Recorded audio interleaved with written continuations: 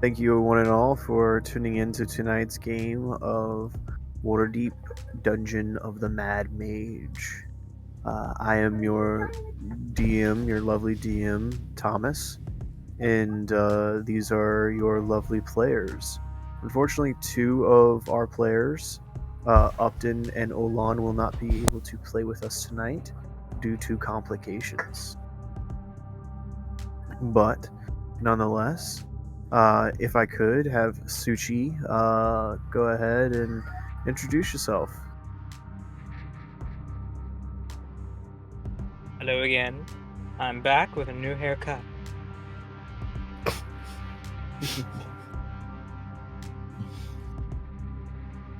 And that's it? Can't think of anything else to say.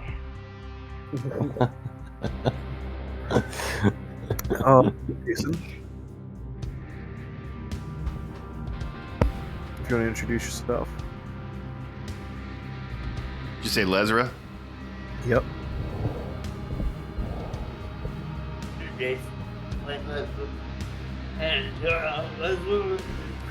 You're very far from the mic audio, dude. Yeah. I can barely hear you. Sounds awful. No, you're not. So, it's Jason, my Leslie, and Leslie is just kind of chilling, operating the clinic, and it's just kind of down for whatever he gets dragged into.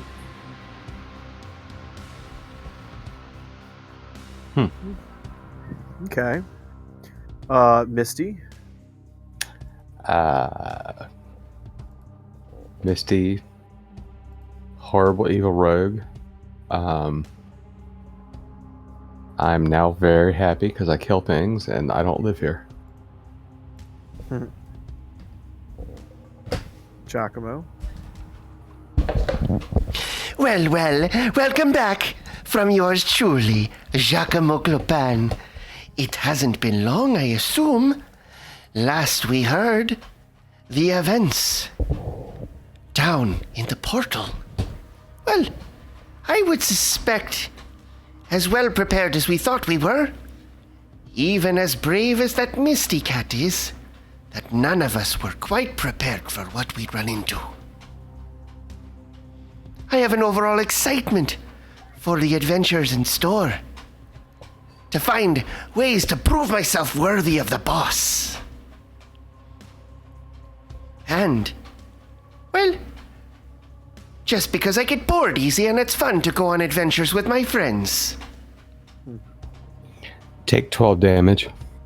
12 damage? Mm-hmm. What'd you do? He shot you with a crossbow. Oh, did he? Oh, sneak attack. Well, please let me know if you're going to be attacking someone, Wes, because I will make you do it. Oh, no, I did it. All right. So Misty gets an itch to shoot poor old Giacomo. It's across the hall. I mean, I just heard him saying stuff. Yeah, you have to go through the window and like the door, so you no. Yeah, Misty's just like, who the hell is he talking to in his room? There's no one around. There's no audience. He won't shut up. I shoot him with the crossbow. It's like, quiet down in there. Like, literally, it's like the middle of the afternoon, and she's been, like, trying to sleep because she's out all night, and Giacomo's, like, rehearsing.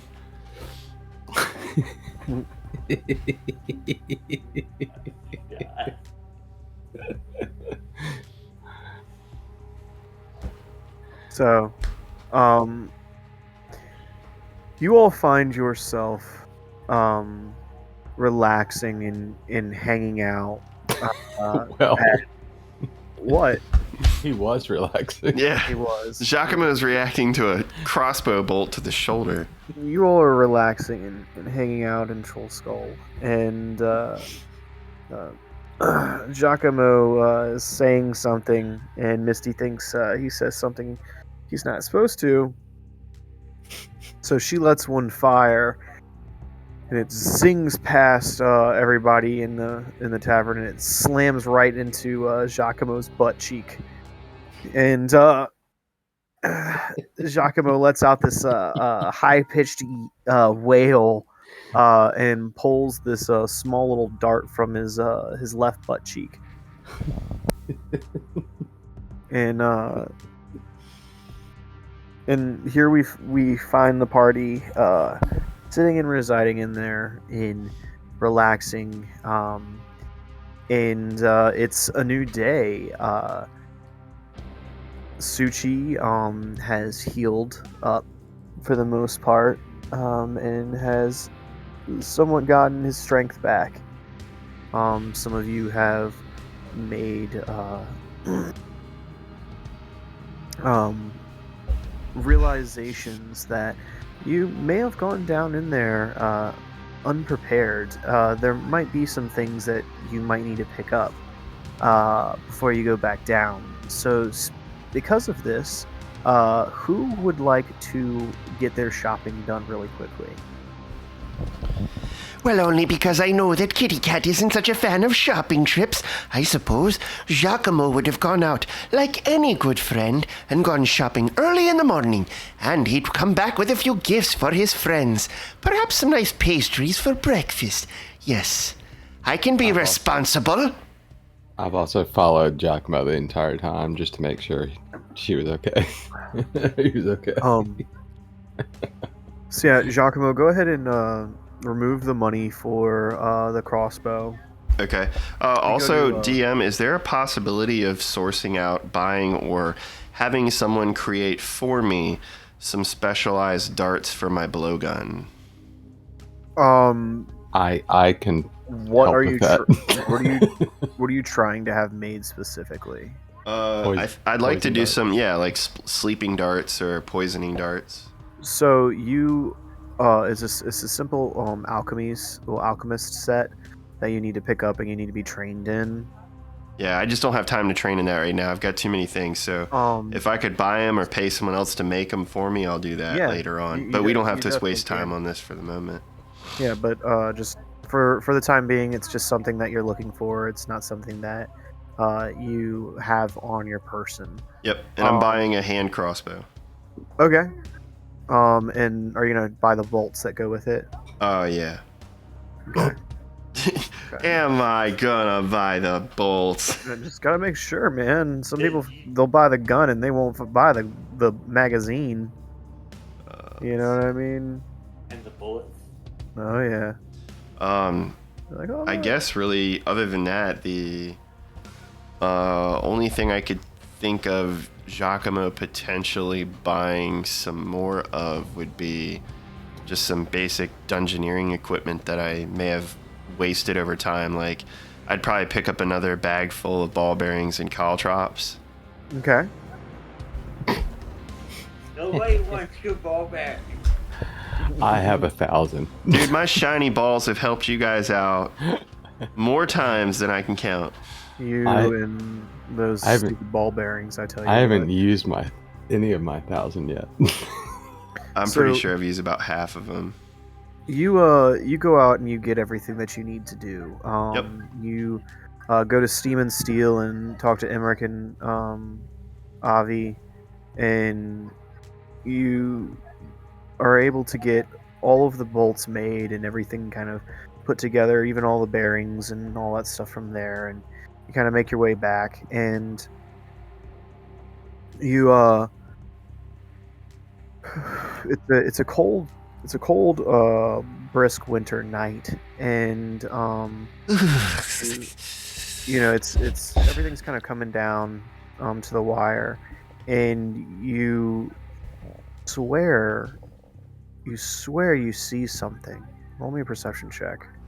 I'm gonna roll physical dice. I'm with him, by the way. Roll me a perception check. Alright, it's 13 on die. My perception modifier is... Ooh, I don't see anything. Plus 7, so I'm at a 20, dirty 20. So, you see it, but Misty doesn't see it. You see Misty about 60 feet behind you, kind of checking up on you here and there. But then you notice that checking up on Misty and checking up on you is a fellow drow that's just keeping to the shadows, just watching you, making sure you're safe and everything is okay. At You this recognize point, at this point in time, from the Brigandareth. would I, based on the fact that I have 2 renown, would I have been around Zardov and the crew of the Sea Maiden's Fair long enough to have picked up on any like hand signs or signals to do discreetly? Just more like a okay and a, you know, like kind of like look over there, like everything's fine.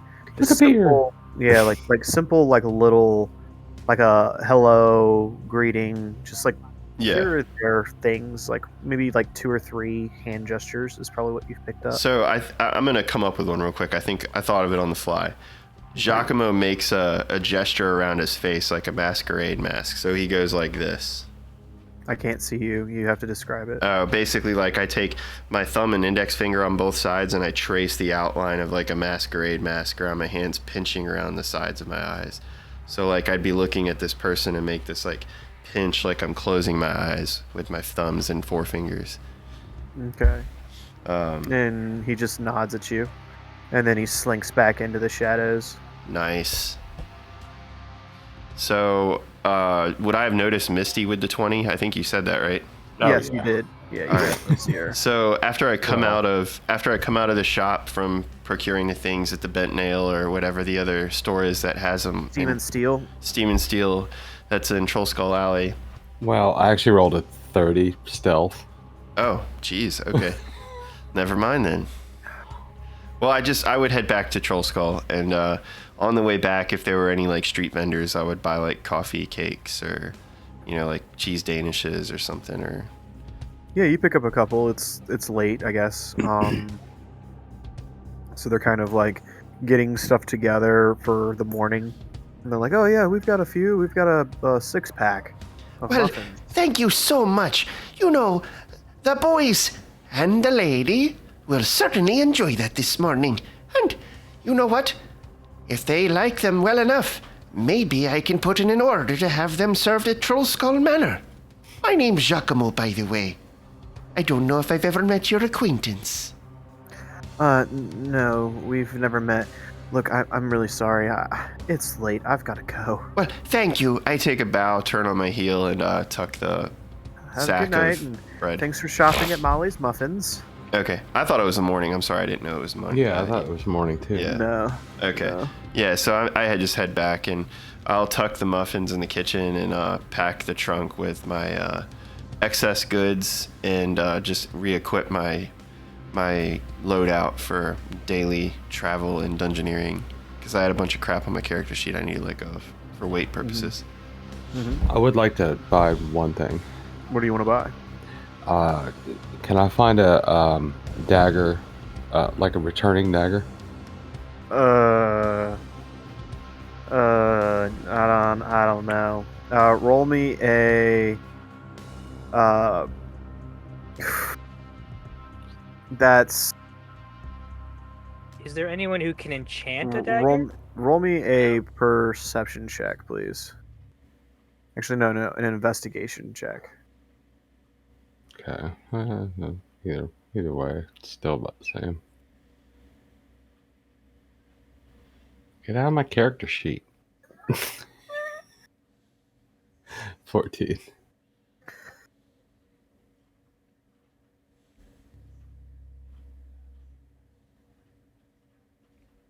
Yeah, that would definitely be the right one. 14. Mm-hmm. So you're looking around and you're looking for this very specific item, and unfortunately, no one within the city that you know of possesses such an item while you have been looking. You do hear that there is one figure in particular who is famous for enchanting items, and that they might have an opening that they might be able to, in a couple of weeks, potentially procure this item and or have it crafted.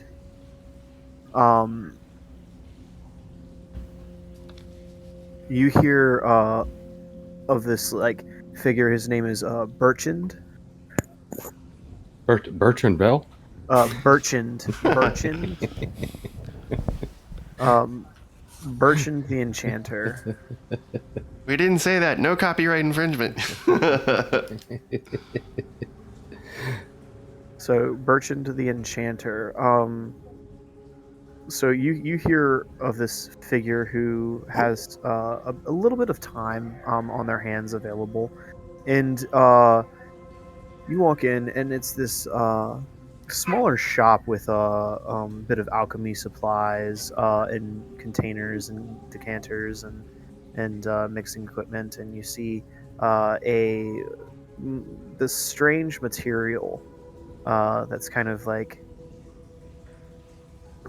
that like resides inside of like these pieces of cloth that are kind of folded up, and it's strange. It's like this blue material, this glistening magical material of some nature, and it's kind of just kind of like kept close and kind of on this desk, and there's a bunch of just mortar and pedestals and these hammers and chisels, and you see what appears to be a bunch of different like bits and bobs of magical ingredients, and a few wands sitting around, and this person's clearly done a lot of enchanting of some nature, and he sees you and walk into his shop, and he's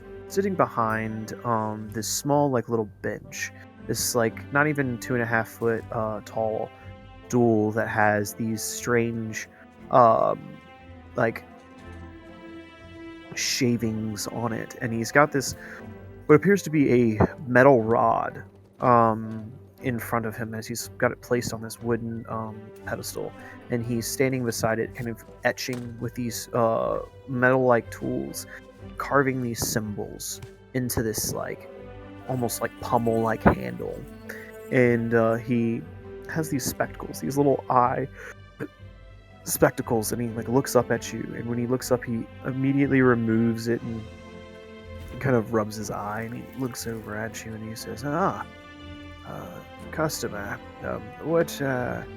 what could I do for you? I will I'll put my hands on in front of him, and my right palm is going to be facing up, and go, and I'll ask him for, and I'll tell him I'm looking for type of dagger that I can maybe throw and comes back to me. But just make sure that he knows that my hand sees the symbol in my hand. So he looks at you, and he looks at your hand, and he says, all right, let's see, and what are your specifications specifically? You just wish it to return to you? You wish what exactly? I mean, what can you? I mean, I want it just to be able to return to me. Can you make it better? I have plenty of gold. But well, yes, I could take care of it for you. It's not going to be cheap. I have plenty of gold. All right. Could you give me about a week and a half, maybe 2 weeks? And I'll explain to them that we've decided to start venturing into the Yawning Portal. into the hole. And I'll say it like, well, we've been going this hole lately. And if you could have it any quicker, I might be able to pay you a little more. I can see what I can do.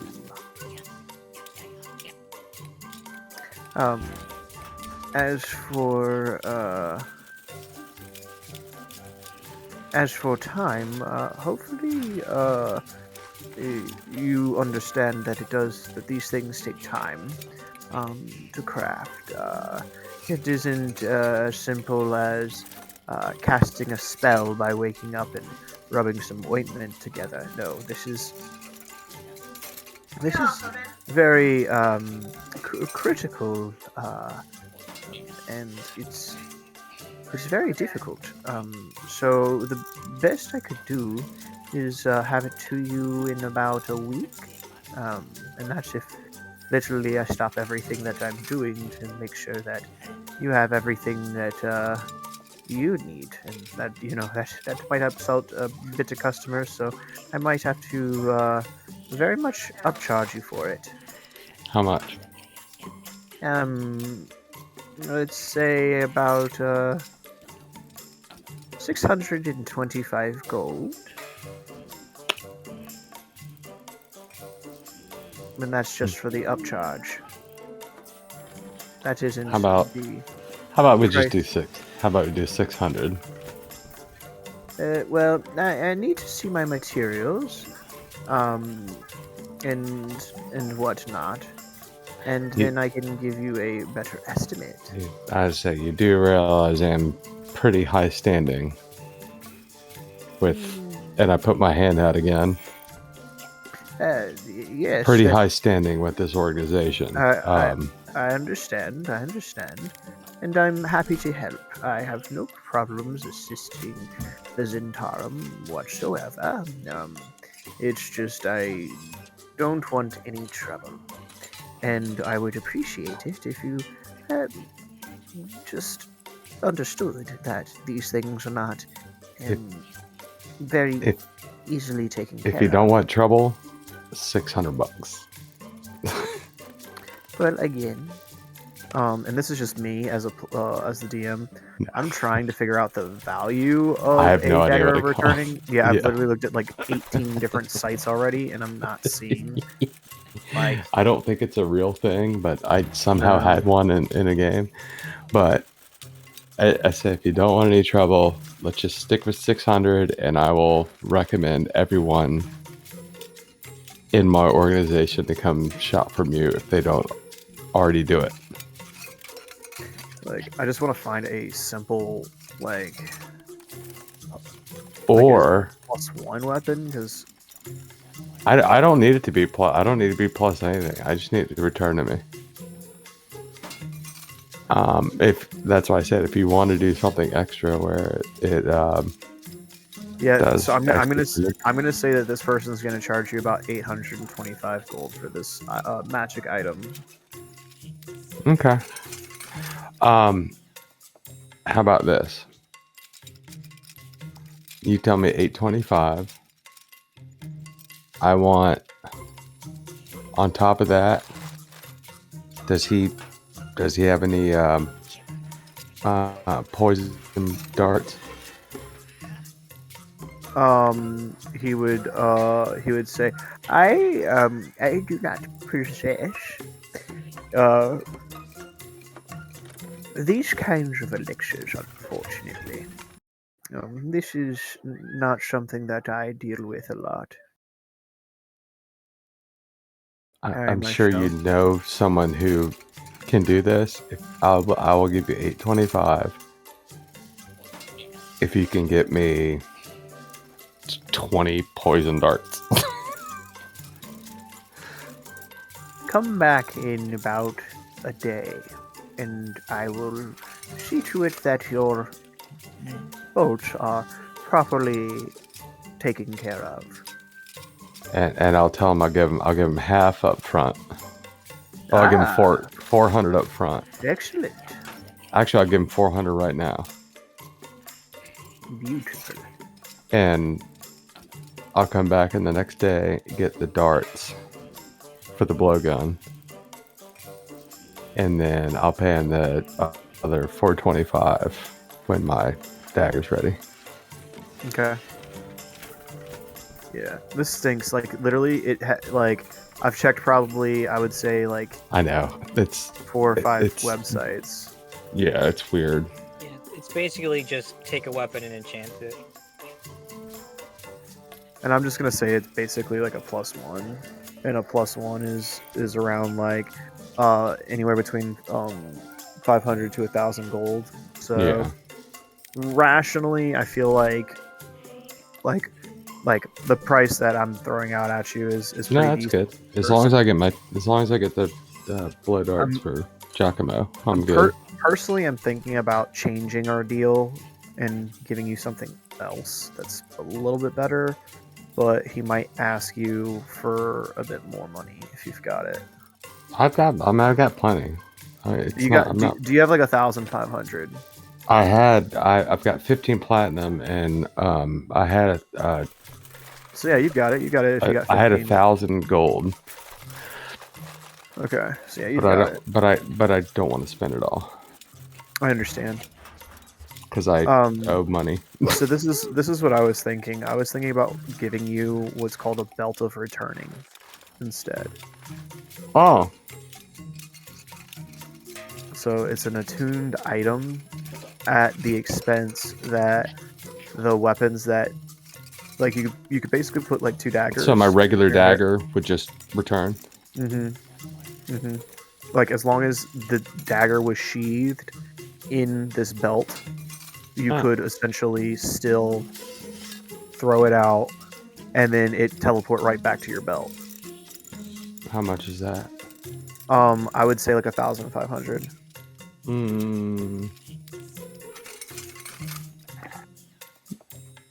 Does he have that on him right now? He could easily make it for you. Like within the day when I come back tomorrow? Yeah, I'll say he'll have it. He'd have it ready for you. Okay, I'll take it. Okay.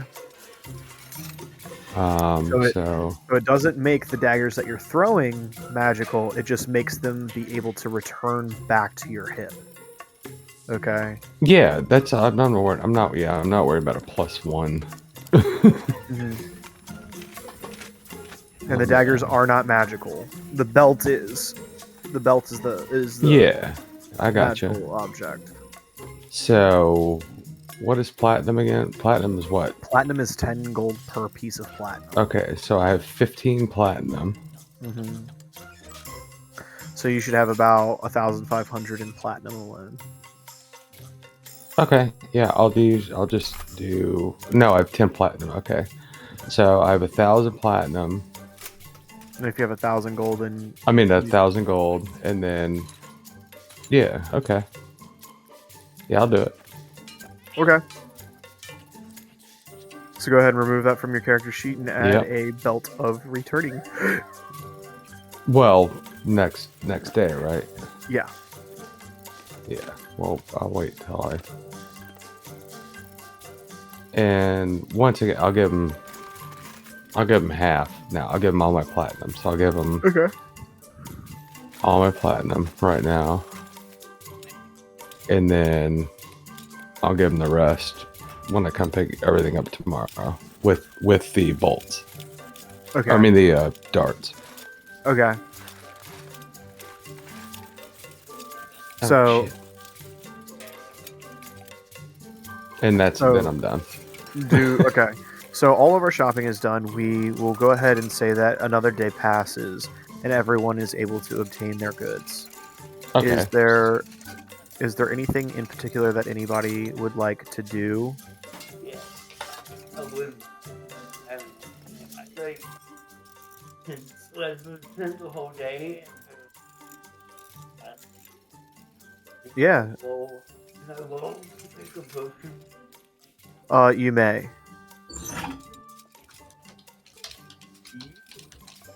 What do you want me to roll? Medicine? I would like you to roll me a medicine check, please. 24. 24. You are able to get through purchasing materials, subtract a total of I will say 25 gold. So subtract 25 gold, and you get to add a basic level 1 potion of healing. Cool. And if we have another day of downtime, I'd like to do another roll. But if we Okay, don't, go ahead. it's fine. Well, yeah, I mean, basically you'll have like 1 day of downtime. So if y'all want to go into the dungeon later in the afternoon, that's fine, and I can give you the option to kind of like make another one if you want. Leave it up to the So, do we want to just set it back to open roleplay and we can cover that? Because I got an idea. Yeah. All right. Yeah. So, Giacomo comes waltzing in the door, holding the door open for a silly, somewhat hunched-postured man with blonde hair, a haphazard blonde mustache and goatee, dressed in fine silk and pantaloons with brigandier's boots and a rapier at his side. And he looks over his shoulder and he says, Oh boy, that was quite the show. Don't you think so, Floon? Floon, he'd look at you and he'd say, "Why, yes, my friend. It was such a pleasure." I don't know where they find those people, but they crack me up, you know? It's so accurate how they make all those nobles look, don't you agree? I mean, well, you being one and all, I bet you're at all the fancy parties.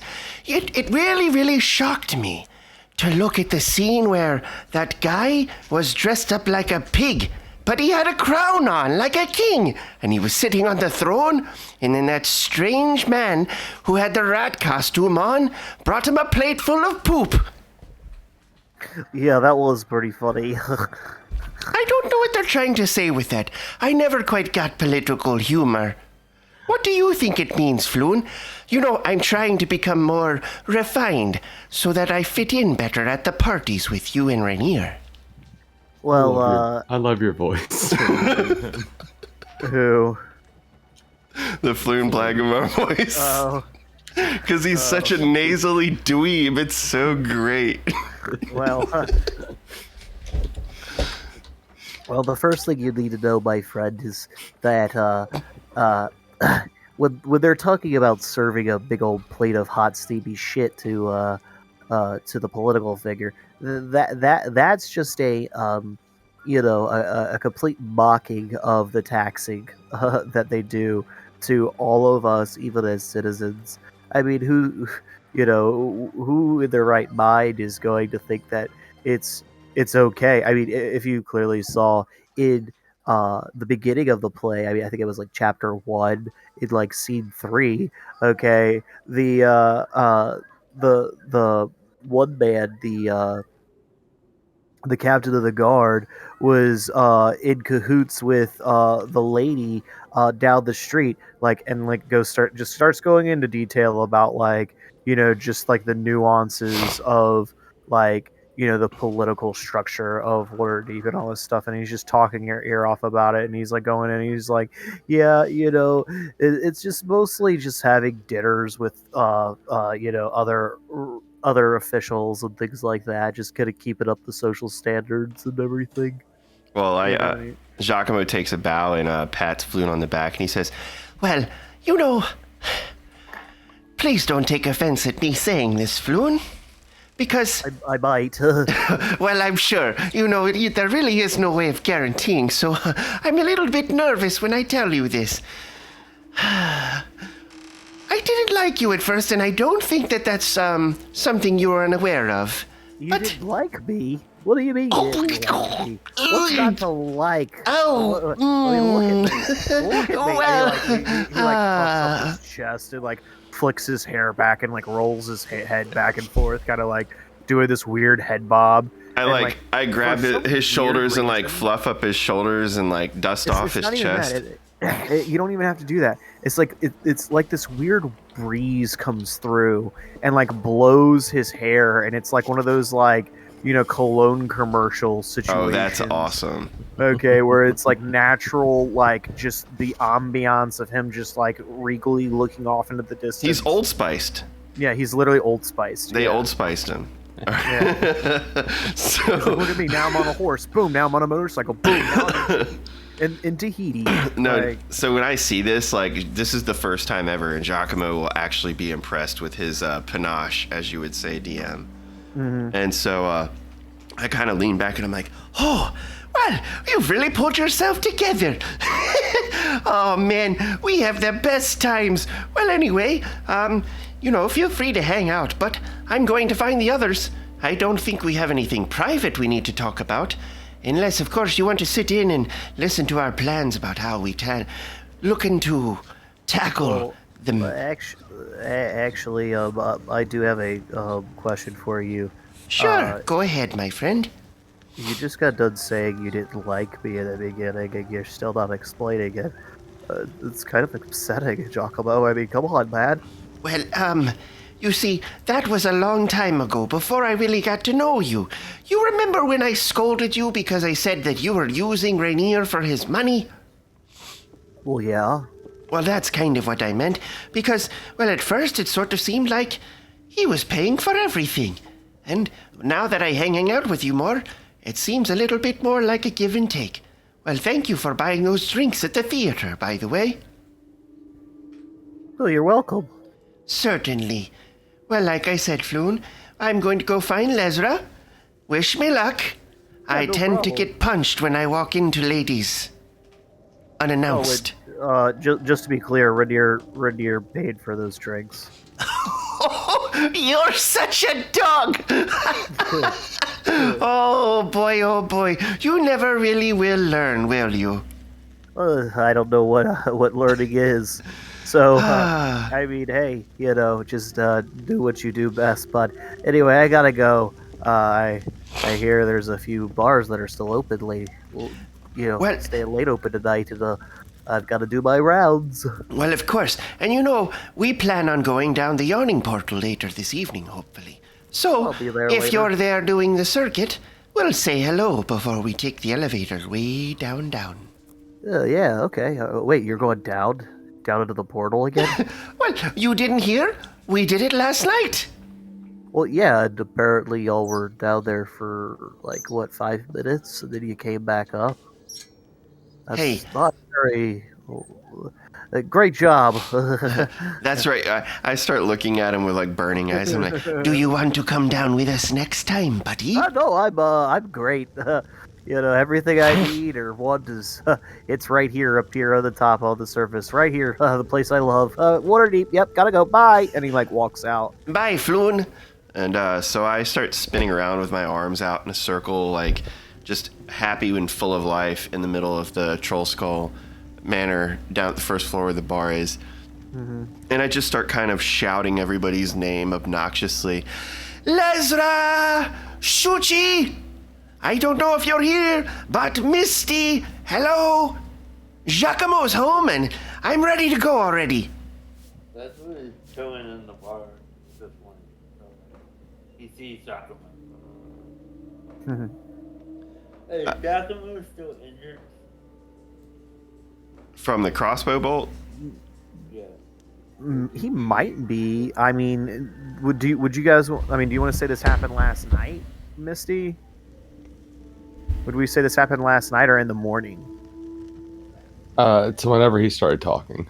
Okay, so it was probably last night. So yeah, he's probably healed up a little bit.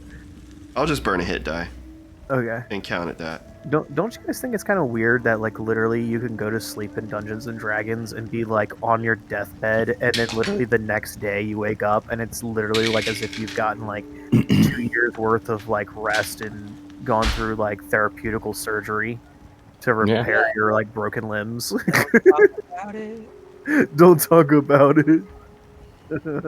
Yeah, I get it. It's like a What? day or two for David to recover. Him took 13. Like, I mean, realistically, like He was David like still, half dead. yeah, like David still does not have an arm. Like Suchi does not have an arm. It would take a bit of go money ahead. to get. It would take a bit of money to get Suchi's arm back. So That's, go ahead. Sorry, there's Misty. no belt or returning on D&D Beyond. I know. You're gonna have to make it. I'll find you a did. homebrew. I just- Okay. No, I Sorry. just made it. Okay. So Giacomo would like teeter-totter on his heel and stop mid-spin as he hears Lesra's voice saying, "I see you, Giacomo." And I would look at Lesra and say, Well, good morning. How are you? Oh, no. I take it that things at the clinic have been productive? Yeah, I think you okay. Person meandering in. Well, hopefully not all of your customers are obnoxious drunks. Hopefully that free clinic down there is serving the community. Yeah. Don't charge anything, I just was for so far. I think you should put it there.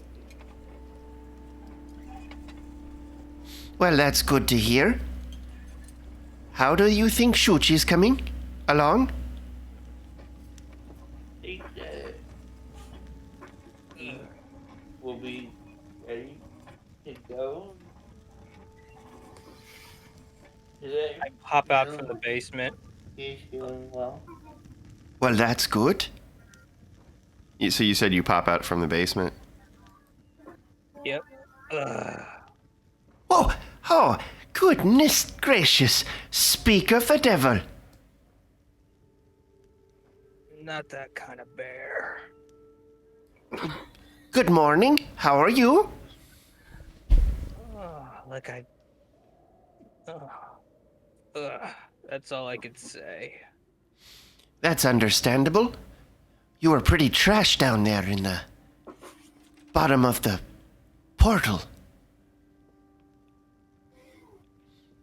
Ugh. Anything What I- coming back to you? Memories? Don't get me started on memories, friend. Well, whenever you're ready to talk, Giacomo's here to listen. Gonna go around the bar from the basement, right next to you. Ugh. You know, I have a perfect solution for a guy like you who feels like you do right now.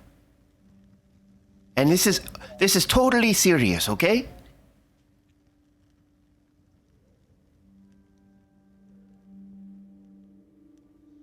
Did you say okay? Well, okay. Oh, sorry. I was like waiting for it was dead air. Sorry. Giacomo would look over his left shoulder casually in the direction of Lesra standing there, kind of back from the bar stools, and say, Well, I even think Lesra would agree with me. This morning, while you eat your breakfast, you need to have one of these. and I pull out a small little shot glass from behind the counter, reaching my arm around and underneath the bar, and I kind of nudge my head over towards Lesra and say, Would you mind, dear? I think Shuchi Bear needs a little bit of the last resort. Oh no. So, what bartending skills you up behind the bar for two shots? Well, wait, hold on. Where's yours? I don't drink. At all? Ever? Hold on 1 second. You mean after everything you've seen, everything we experienced, you've never put the cup to your lips? You're one of those teetotalers? Just to be clear here, okay, there is nothing in any of the religions against drinking alcohol. just to be clear here, there is nothing in any of them that says that you can't. No, that's So not it's- why I don't drink. Yeah, it's a personal choice. It's because he's a raging alcoholic and he stopped drinking like 20 years ago.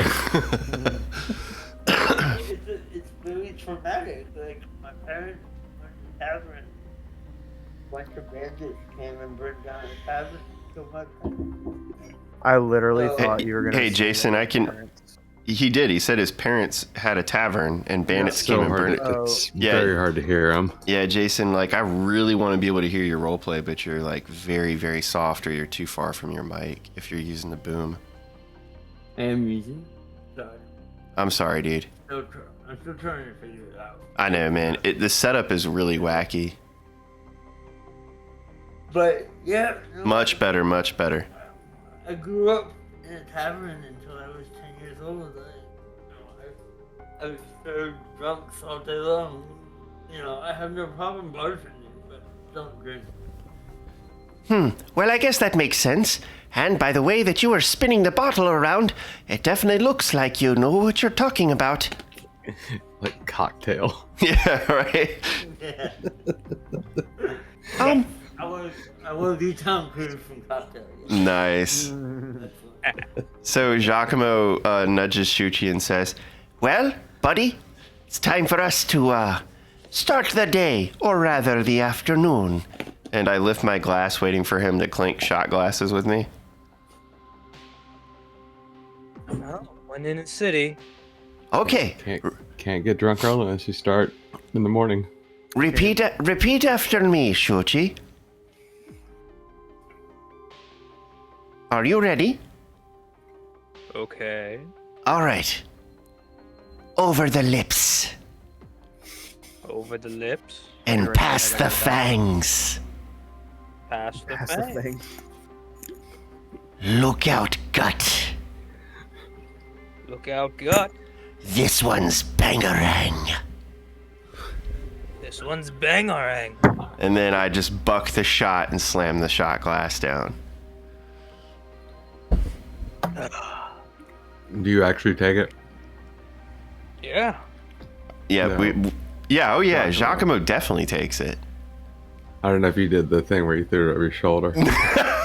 Right? Just trying to get him wasted.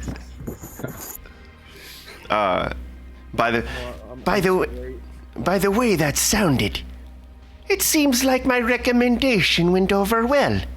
What do you think?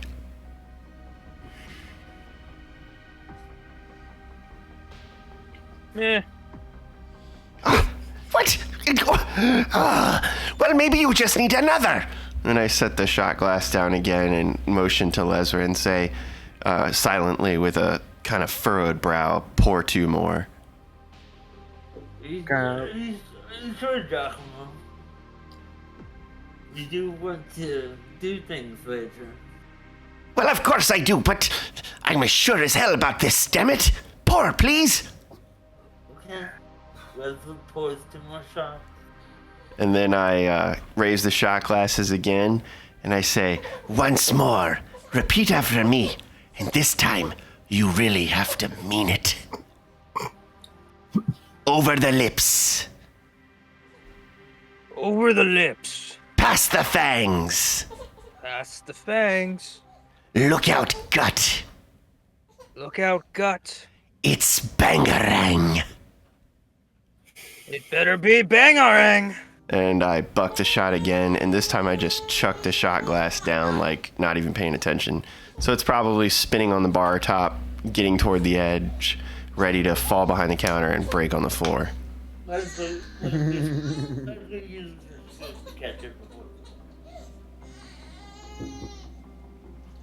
And then I look at Shuchi and I say, How do you feel now, friend? and we've both done 2 shots, Tommy, so if we need to roll con saves. I Constitution. need Constitution saving throws rolled at disadvantage. For both of us. Mm-hmm. The first one is Whoa. not good.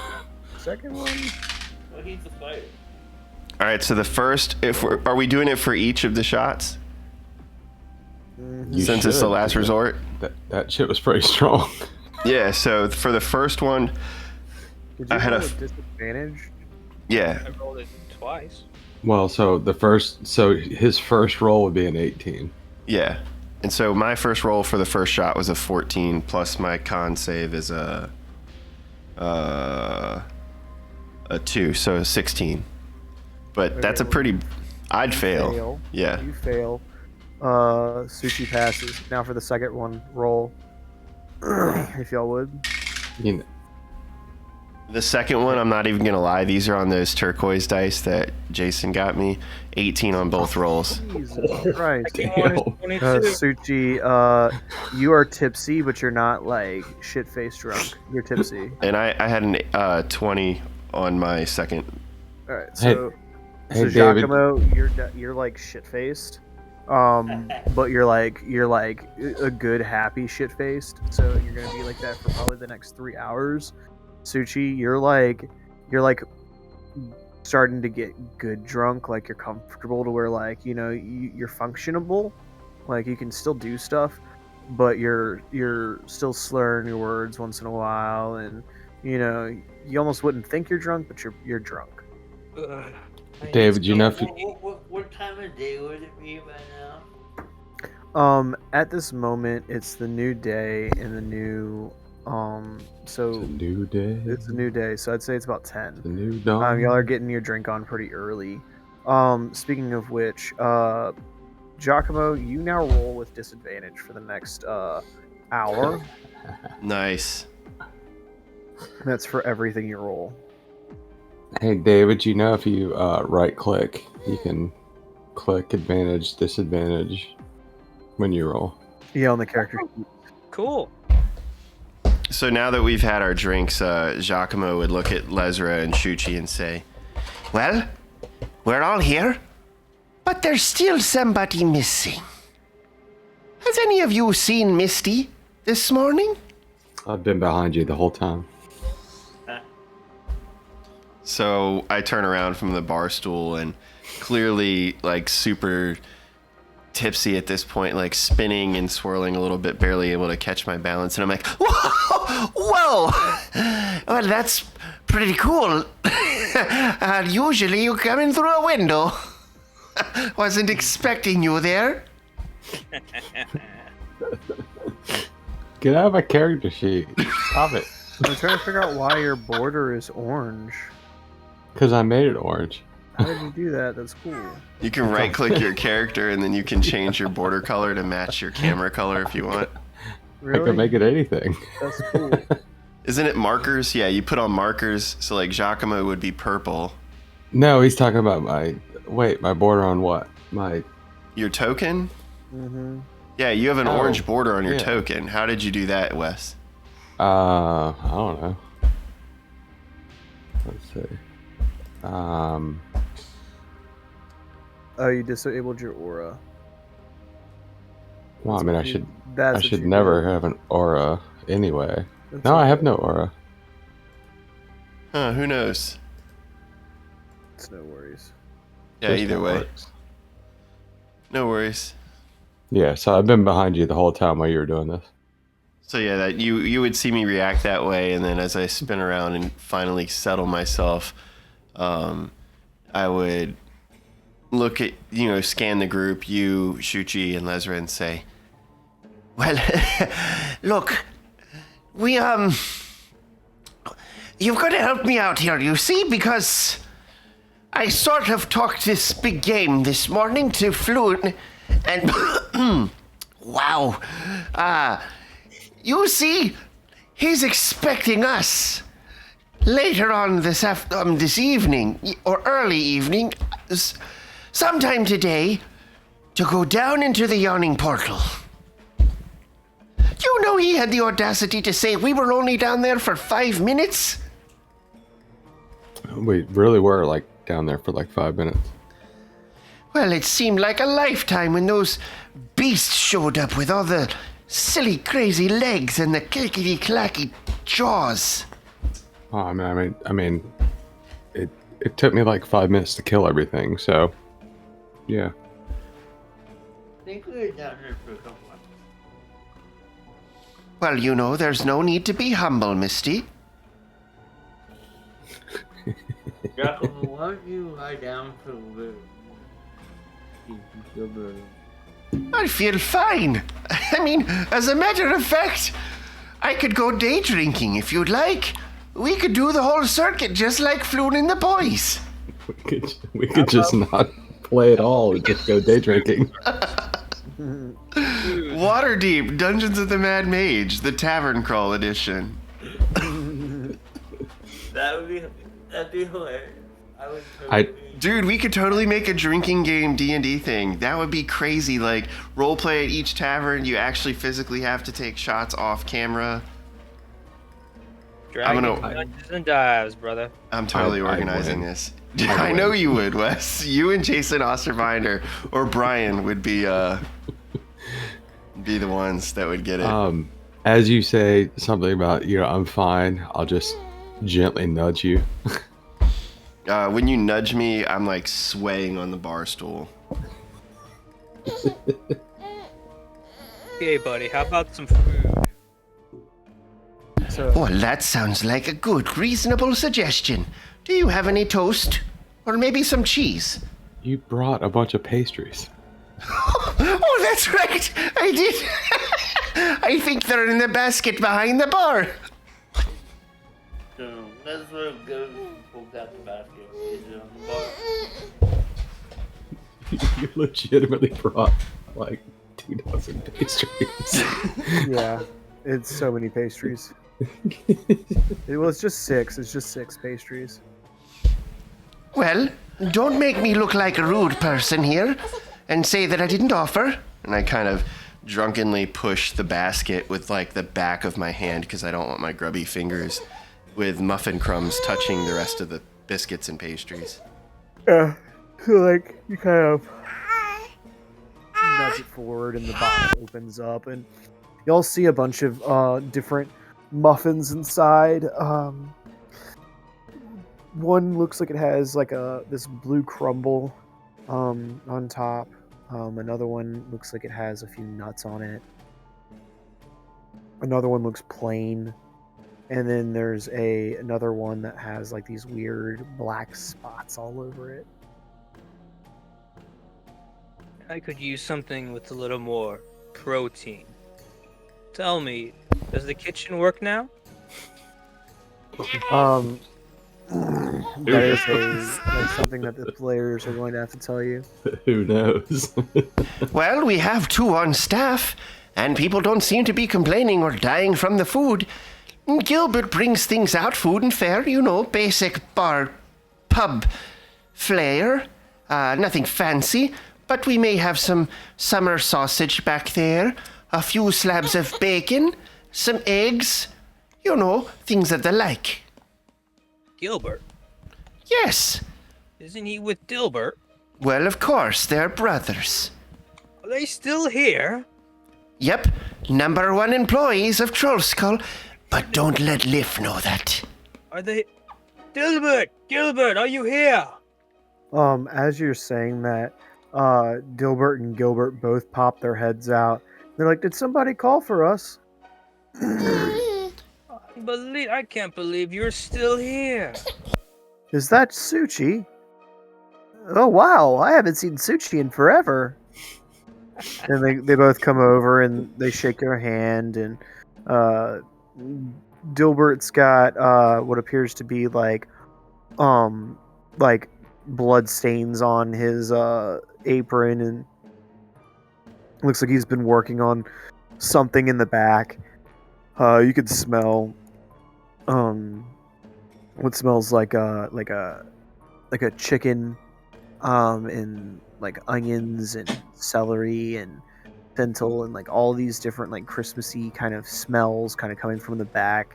You can hear like pots and pans kind of like the sounds of like boiling stews and things in the back. Gilbert has a station kind of set up over here. I don't know if y'all can see on the map, but kind of over here where he kind of like preps like kind of like cocktail stuff, like lemons, limes, like mint and different things that go in the drinks and stuff, and he kind of gets it ready for Liff, and Liff makes all the drinks and stuff, and he kind of takes it out and stuff. But I mean, it's a very quaint like little setup that they've got. Dilbert, if you were to go into Dilbert's kitchen, it is a masterpiece. Like, this dude literally has taken pride in maintaining his kitchen. The only thing is, though, that like, because there's only one of him, there's so much that he has to do that he like tends to not be able to get to some things. So it makes it hard for him to kind of like get the higher stuff on the taller shelves and stuff. So his food is more simple and elegant than it is exotic. So Well, hang on. Come here real quick. Gilbert looks at you. He says, "Me or Dilbert?" Both of you. Oh, all right. And both of them come over to you and waddle over to you, and they stand there and they look at you. Gilbert with a big smile and his arms crossed, and Dilbert kind of wiping his hands off with his vest, and he kind of looks at you, kind of with a puzzled look on his face, pondering what it might be that you might be trying to say to him. Hang on. Let me see if I. The fact that you still held out this long here, and I hand them 20 gold. Oh, well, I thank you. Good to see And that. they both smile, and Gilbert looks at you and he says, "It has been quite a long time since I've seen you here." Not to be blunt, since you're still here, do you mind if I get something with meat in it? Oh yeah, we've got how big you looking? A medium portion or large portions? Take a large for today. All right, we'll get you taken care of. Pork, beef, or chicken? Chicken. All right. Bringing it right on out to you here in about give me about 25 minutes. Thank you, sir. All right, thank you. And he kind of like brushes himself off and kind of clicks his heel behind his foot, and he instantly walks around the thing and just instantly gets to work on your meal. And a couple minutes past his allotted time in which he specified. Gilbert brings out the meal that Dilbert promised. Hold on, I might have to step away. Give me a second. Hello? Yeah, on my way. Bye. If y'all want to roleplay for a little bit, I just gotta go downstairs real quick. Be right back. Did you hear me? Yeah. Oh yeah. Okay, give me a second. So, let's first snuck up to the lab that you moved upstairs so she could have the basement. So, Wait, Giacomo, She's just chilling in her lab. Alright, finished. Wait, you're down in the basement? No, I'm upstairs. We switched last game, so I moved my clinic to the second floor Oh. so she could have the basement. Giacomo? Okay. He's there. He's back.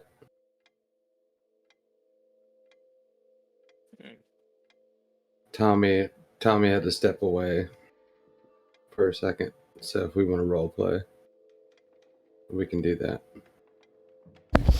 Yeah, sorry guys, I had to step away myself. I'm back.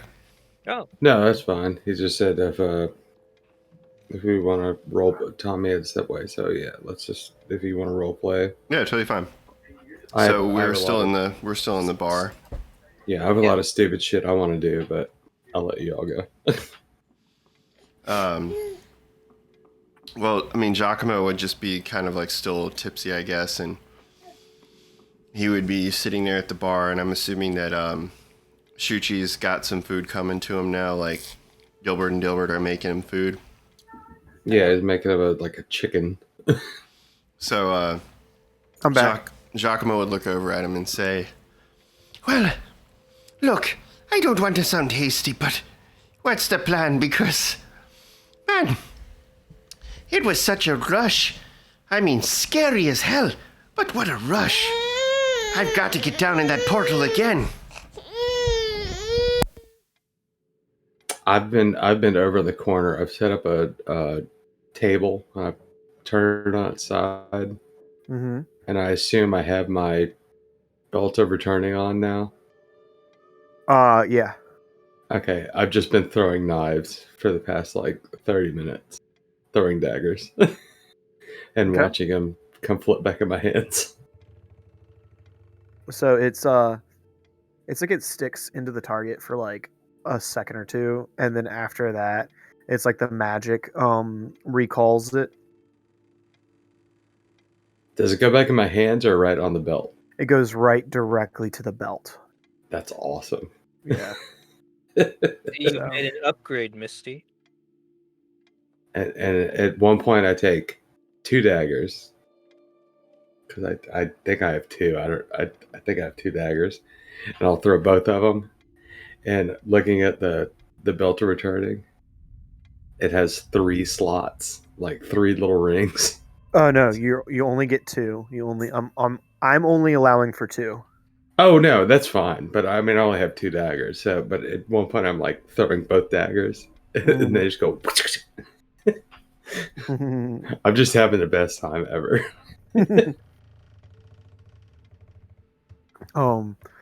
So yeah, right now, in game, it's probably, I would say, a good 4 in the clock, like 3 or 4 in the afternoon. It's still daylight out. If you did want to go to Troll Skull and kind of do your thing, now would probably be the best time. Well, no, we're in Troll Skull. I mean, the Yawning Portal. Yeah, let's do it. Okay. So, I'm down. y'all make your way towards Troll Skull. Not Troll Skull. God dang it. The Yawning Portal.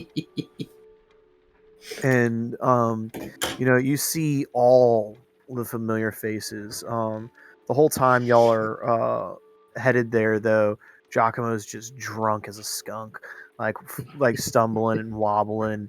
But by the time he gets there, he is as clear-headed as clear-headed as Lesra. And y'all, hang out for a little bit, and then you guys pay your way. And then. And So we got to mark a gold off. yep, please, if you would. All right. And after spending some time there, you all pay your fee and you descend down into the dungeon. Only if my daggone thing will start working. See, you screwed it up. Yeah. I'm sorry, do we still have to pay the 1 gold? Yep, every time. Okay. Mhm. Well, you technically didn't pay the first time. Mhm. You paid to get out.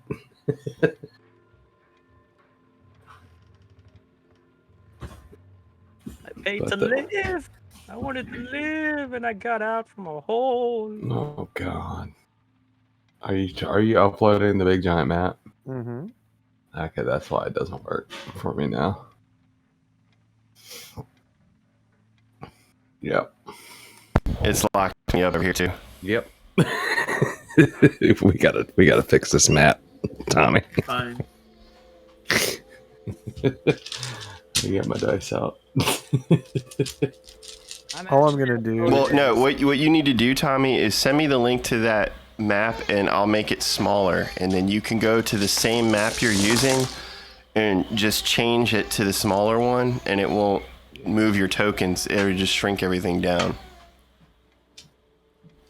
So like if you message me the website you got that map from, I can shrink it in Photoshop and then re-upload it and give you a website link that you can use to add it to that map, and it'll just replace the one that's there. Yeah, because it just crushes my computer. Yeah, I mean, I don't want you to have to replace all the monster tokens and all the stuff that you've put on the map, but it's like, yeah, I can't do anything, and the stream doesn't see anything other than like a black page with nothing. Well, that sucks. Yeah, it gives me the D&D Beyond weight. Yeah.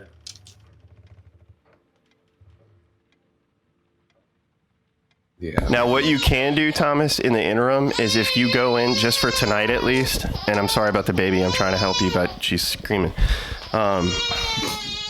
If you go into D&D, into the above VTT, like you're going to add another scene. Mm-hmm. When you go to, it should say D&D Beyond, and you can actually pick Dungeons of the Mad Mage as the campaign, and it'll have all the maps from the book there already. There just won't be the colored maps. They'll be like just the plain black and white dungeon maps that are in the physical book.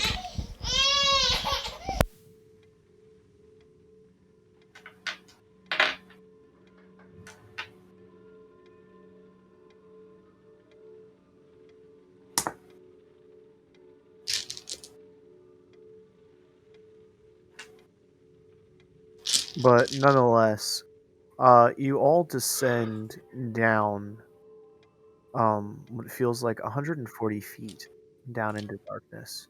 That was 120. 120, 140. And It's very critical. hey, you don't know. You're not holding a ruler out. You don't know. I'm just saying, last time you said it was 120 feet. Yeah. Anyway, The walls are moving. It's changing. Okay.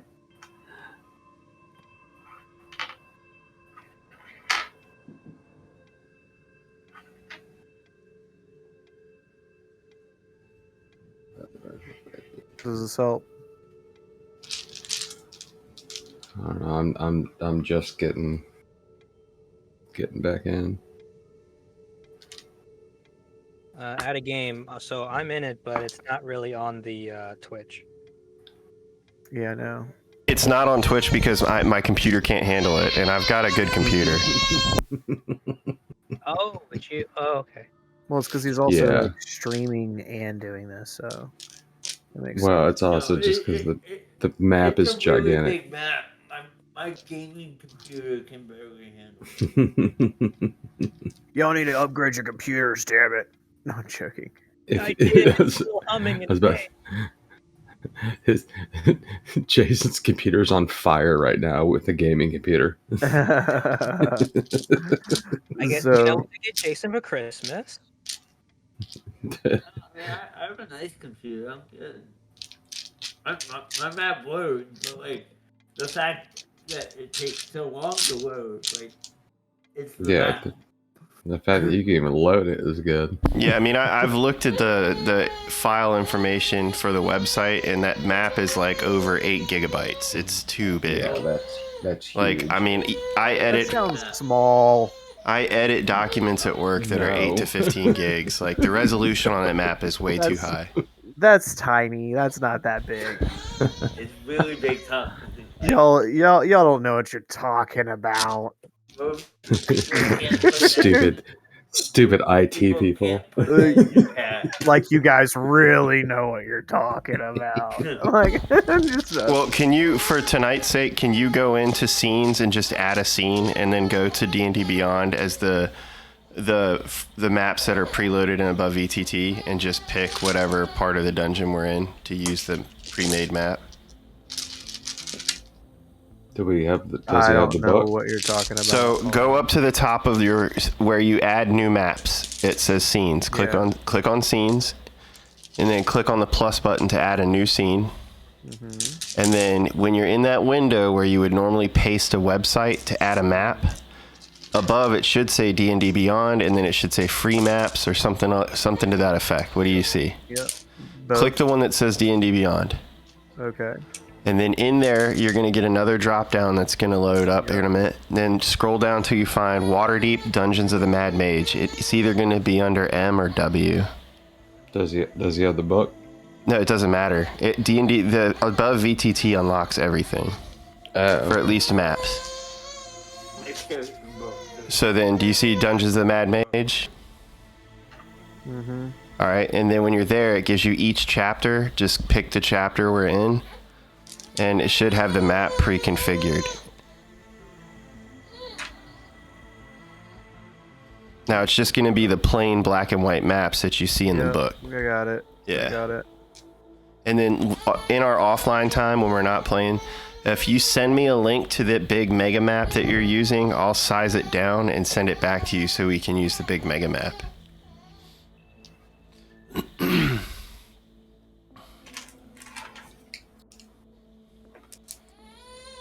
I could do that too, Ryan.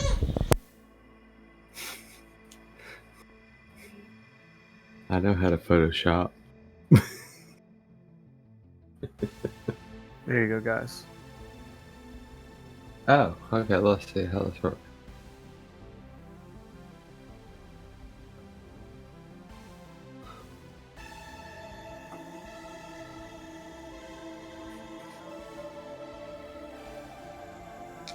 Yeah, Ryan, you're not the only one who can Photoshop. I can do it too. Well, then you do it, homie. I can put your face on anything I want to if I want.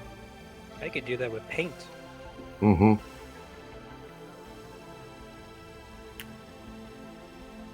Sounds like we need to alleviate how much Ryan As long- can do. As long as I can get to my character sheet, I don't care. That's all I need. Hey, there we are. Thanks, DM. Sorry, man. I appreciate it, No, though. y'all are just making me do like 15 times as much work now. Well, I will fix this map for you, and next session you won't have to. Map. I had already spent like 3-4 days doing all the work. Well, you shouldn't have done that. You should have talked to us first. Fuck y'all. Y'all are not important. Big map is a lot for anybody's As Ryan, as I was messaging Ryan during my game on Saturday, and I said, "Yep, 3 people versus 30." He goes, "What did you do to piss the DM?" That sounds like a West character.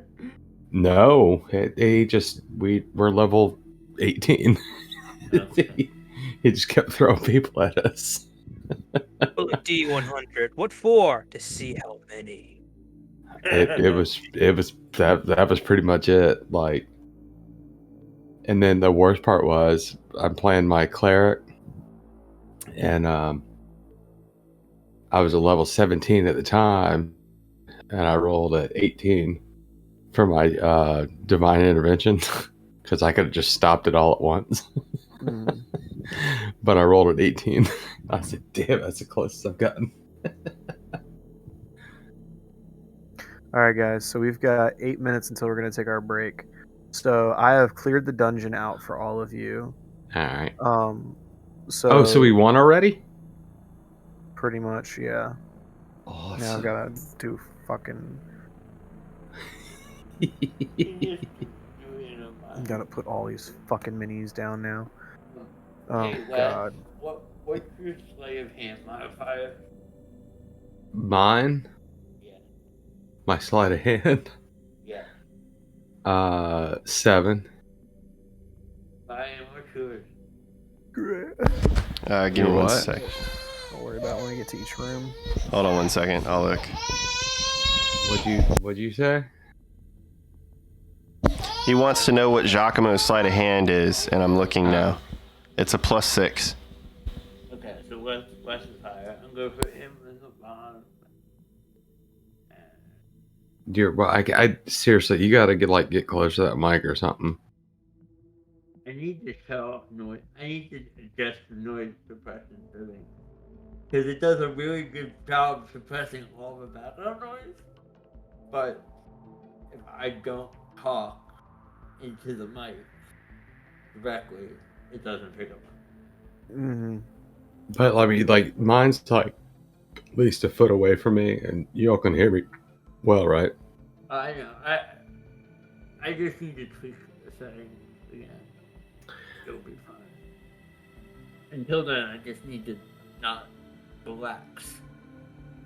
Mm-hmm. It's fine. Oh, so it's when you lean back in your chair, basically, I guess. Yeah, it is. When I just relax because I'm not doing anything. I know I'm getting Jason for Christmas. Alright. So all of y'all descend down into this massive 40 by 40 foot room. Large shields litter the walls, marking those who have come before you and left, or some who have been lost to these tunnels for who knows how long. Those of you, you can freely move yourselves to the open area at which you were in 2A. I'm starting to move some of you. Move back through the hallways, making your way back to where you camped the first time to help Suchi. And here we find ourselves in a hallway with 2 secret rooms and 1 larger room over here. Can we go over that real quick, DM? So I know there's a lot of cool stuff hidden in the map. Mm-hmm. So She's geeking out. Just skip me, guys. it's okay. All right. So to describe the things that all of you see, just to kind of give a little bit of a recap. You see the 40-foot square room with all of the following features. The exit appears to be a tunnel that leads to the south before bending to the west. There also is there is a large amount of dented, rusted shields that adorn the walls, with a lot of questionable graffiti that has been written all over these walls. The hall, which is known as the Hall of Many Pillars, that you all reside in,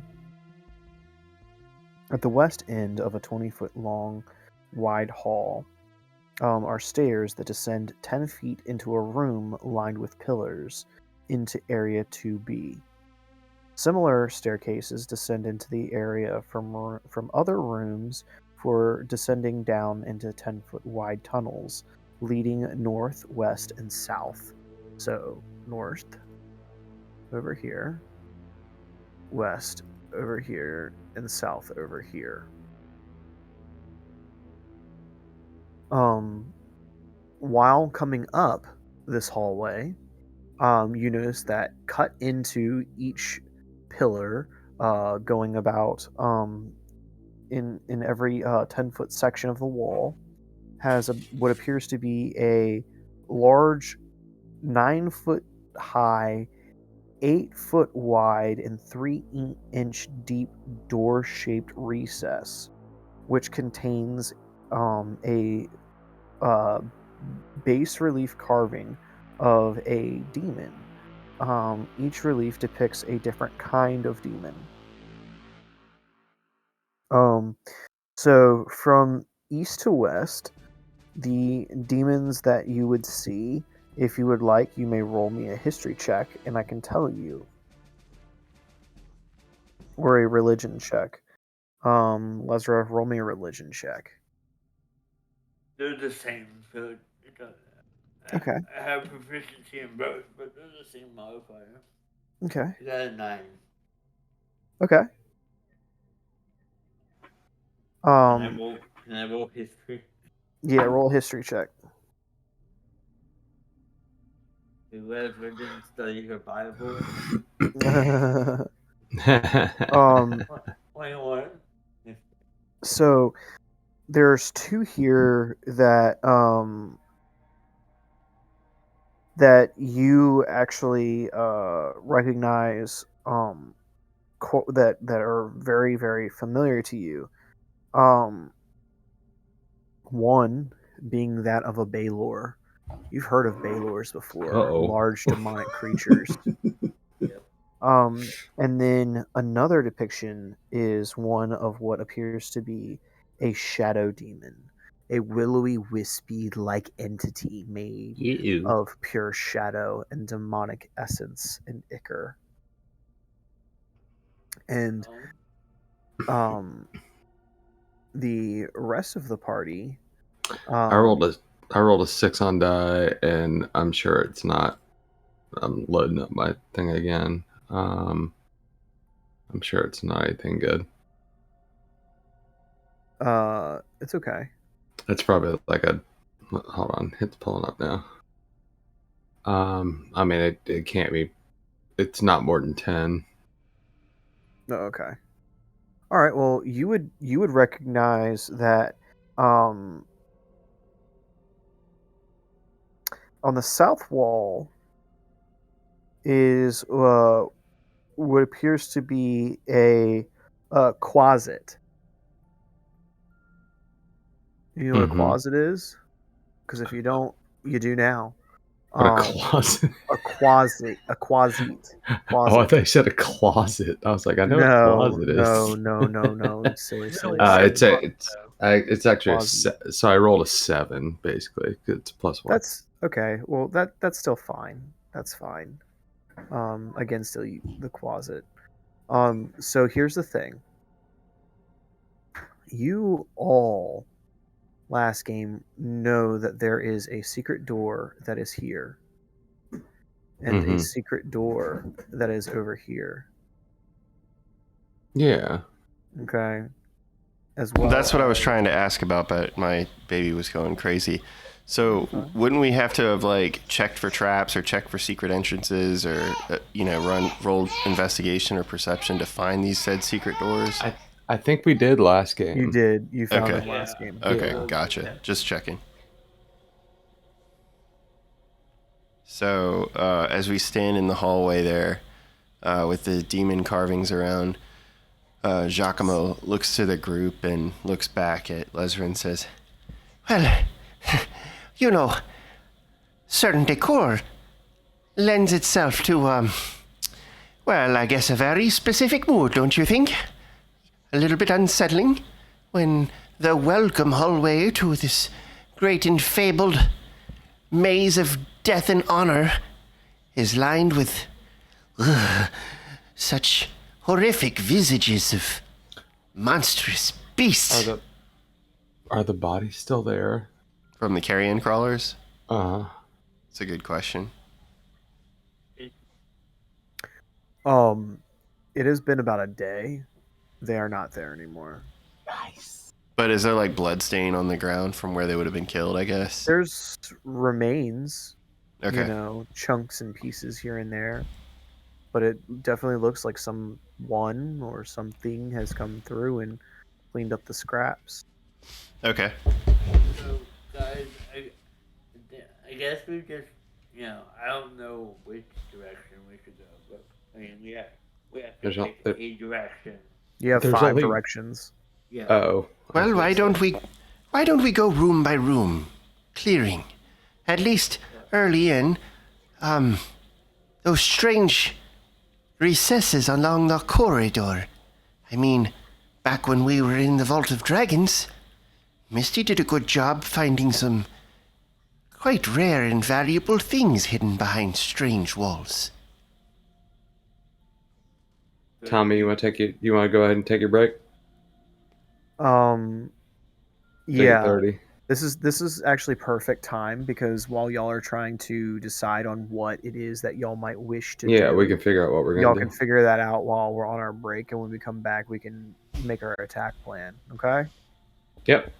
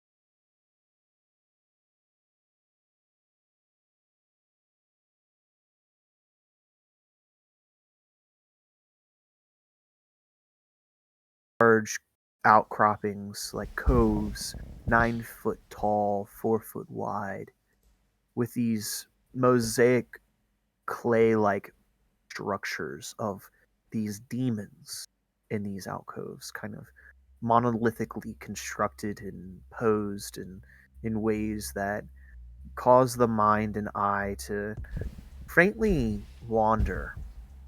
A few times you almost look over and it feels like the statue is in a different position, but now it's in a new one, and you swear it wasn't looking at you or posed in a new move or some weird thing, but sitting on the floor, actually, right about here, is a dead Kenku. A skeleton, a beautifully preserved skeleton of a Kenku person, pointing with their skeletal hand towards one of these strange demonic entities in particular. What? Which one?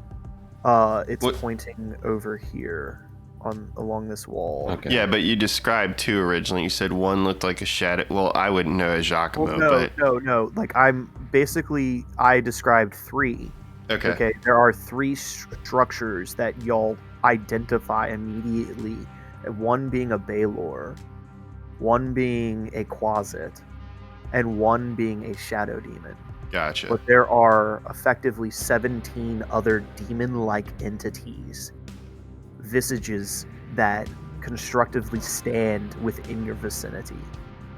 As either There- statues or relief carvings on the walls. Yes. Okay. So, you guys want to go into one of the secret doors? Do any Well, Well, I think that's a good idea, because, like I was saying before the break, Misty found some good stuff back in the Vault of Dragons when she looked behind some secret doors. So I think that any good dungeoneering group ought to check things out. We don't want to leave behind any good loot. I would like to look at the statue that wasn't looking at us before but is now. Wait, would everyone have noticed that change of the statue? So here's the thing. All of them do this. So we all would see the statues start to look in our direction or look in the other direction? It's not even like that. It's like when you're looking at them and then you look away. And then when you look away, They're and then looking you at look you. back, no, and then like you look back, they've moved in some way. They're So, still in like their- the weeping angels. Yeah, it's like a weeping angel effect, but they're still in their recesses and they can't come out.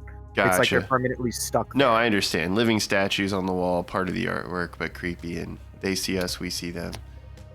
Okay, well, certainly I will creepy. go to the door where the Kenku's pointing, Yeah.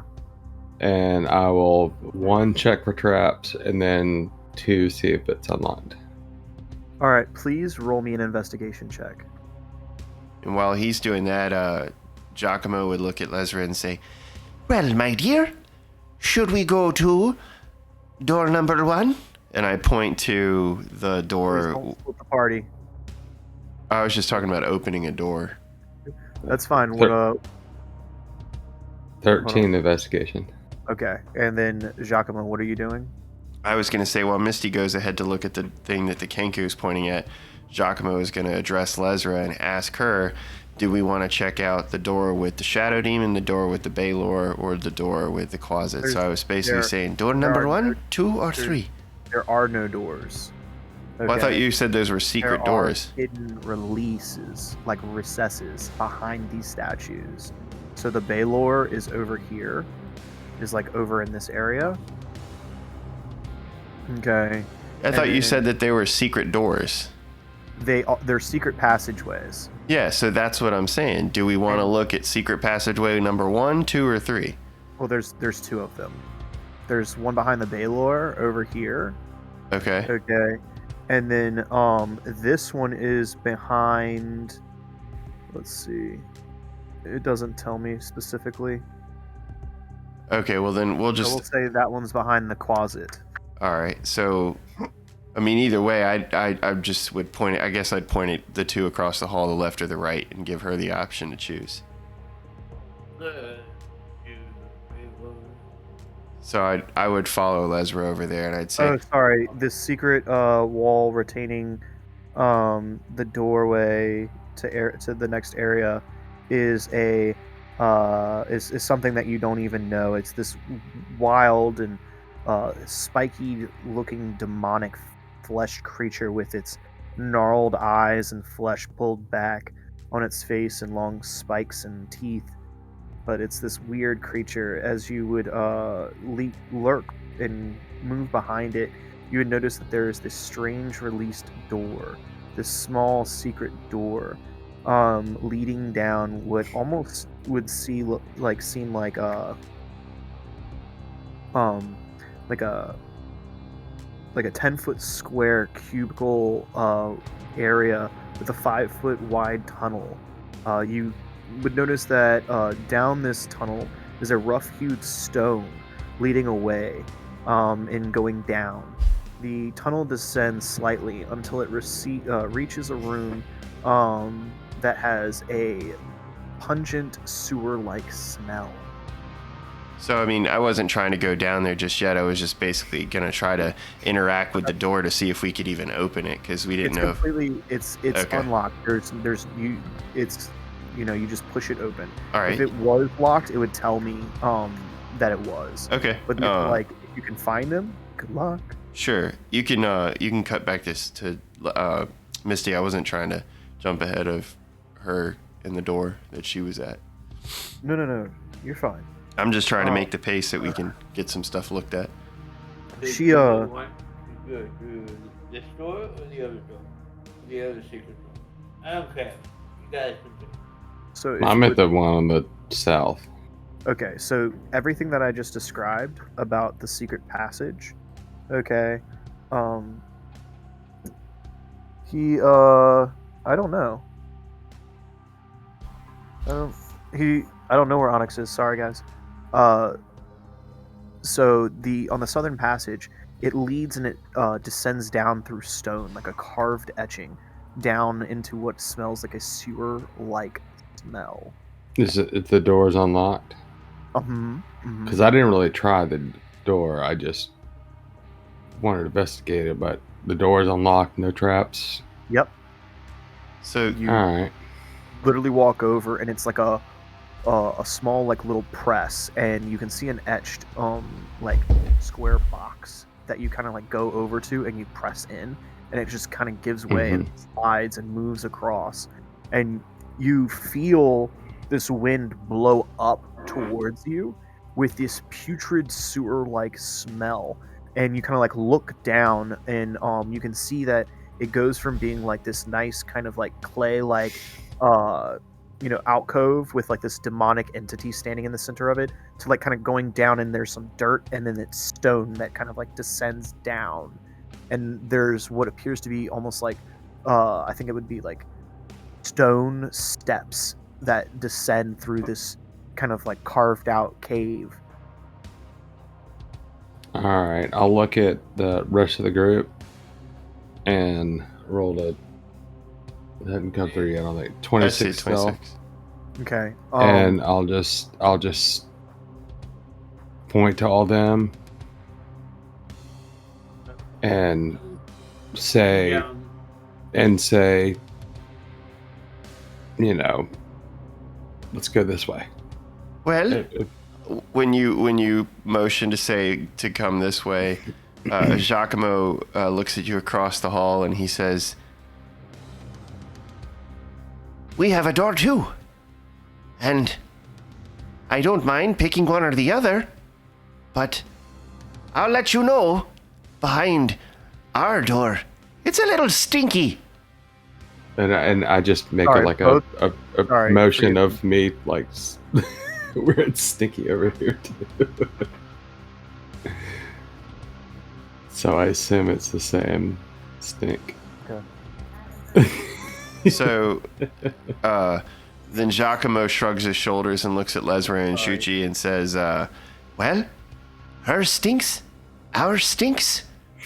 Which one do we pick? Hold on. If you're looking, Giacomo and Lesra, if y'all are looking in through that door that y'all are in front of, it's completely different. Forgive me. Oh, okay. Because you had described it as smelling like sewage. Yes. Okay. So Okay, let me go back over my drum. I'm good to go either way. I don't care. Yeah, I mean, at this point, I'm just trying to pick a door. So you described one. Go. Hold on. Uh-huh. Mine, Yeah. Lesra.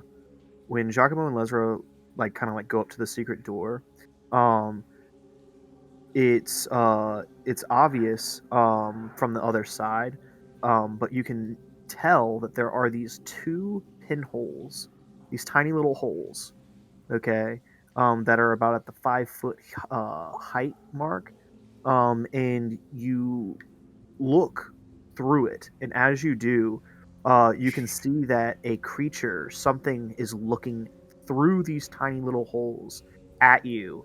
And the moment that you two make eye contact, okay, they immediately close some type of hatch and they dart off through wherever this secret door may lead. Okay. So then when we attempt to do that, go ahead, Lesra. I'm sorry. That was me saying the name. Oh, sorry. I thought Lesra. So you're saying something to Lesra Shuchi. Go ahead. Lesra, thank you for the light. But now, being down here, being able to see, I'm somewhat almost terrified. You okay? Make sure that you have again.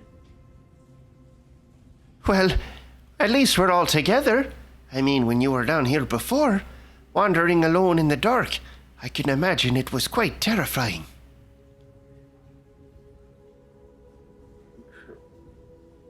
You don't mention at all that you just saw someone leave. I'm trying to get there, yeah. But I was letting Shuchi say his piece. Some creepy person just right behind our door. So I vote that we take the other door. Oh, yeah, there was that pair of eyes, little beady ones, trapdoor thingy, and it darted off with a little bit of a snatch and a whoosh. You want to take the other? You want to take my door? Well, you said yours was stinky. I want to go through your door. I Now do. that I know there's somebody there. Well, and you know, they were a little bit smaller, too. Just about 5 feet, I think, based on where the eye holes were. You'd say probably human, maybe elf. Gooch.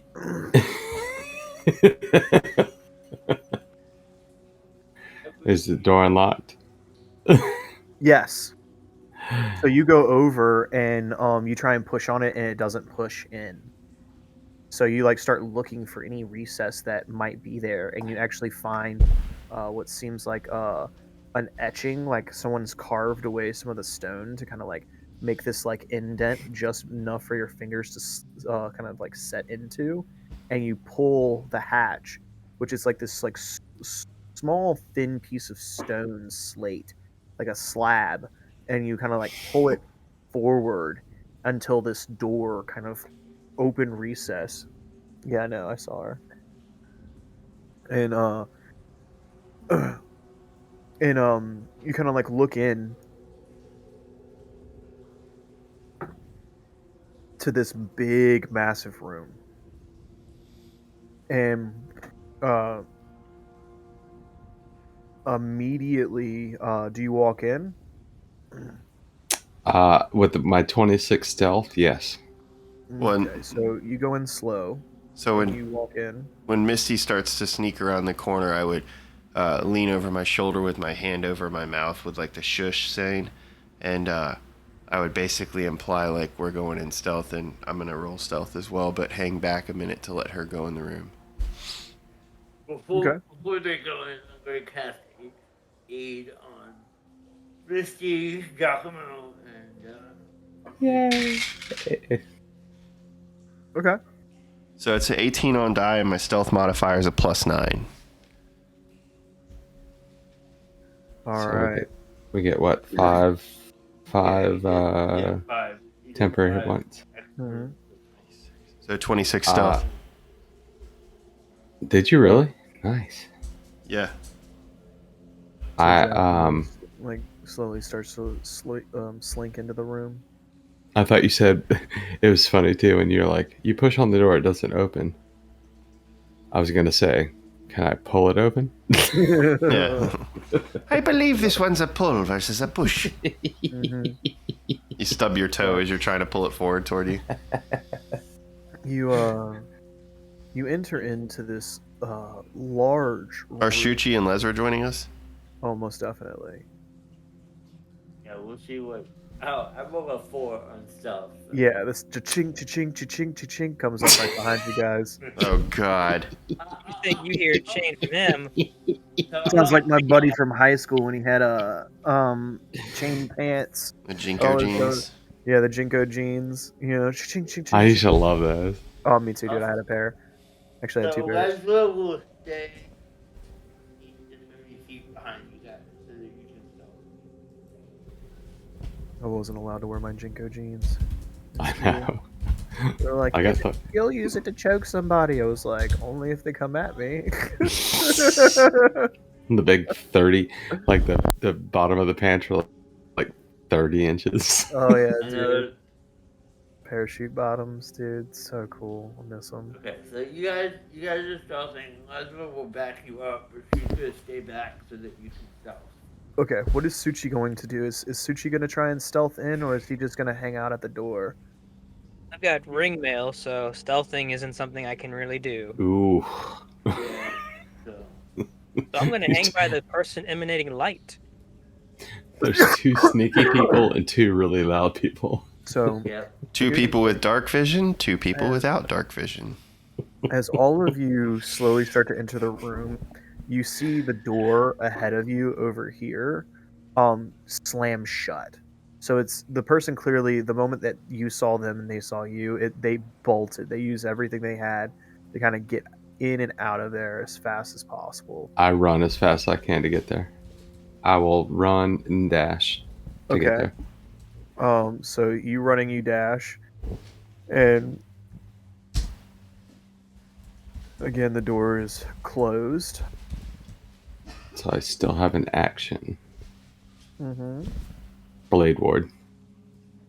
Cast Blade Ward. Mm-hmm. Okay. So Giacomo looks back behind his shoulder real quick at Shuchi and Lesra, and he says, Oh, give it up now. We're giving chase. and I pull out my lute and kind of like Willy Wonka style where he's doing a little code word fife song to open the door. I'm like, and then I take the flute away from my mouth and say, So, Here we go. Let's all give chase. It's time for us to get face to face. So And, now you're making noise too. I mean, at that point, F it. We're trying to give a foot chase. You just ran up to a door. I'm sure they can hear like feet pitter pattering against stone. well, I am gonna let you guys know. I'm a fucking cat. But you are running. Well, I am gonna let everybody know, okay, that in this room, okay, you didn't notice it at first, but you start to look around, and you notice that there are all sorts of enamored wooden armor stands. They rest somewhat in the middle of the room. You didn't notice them, but you start to clatter and crash into some of them. There's with a faint glowing along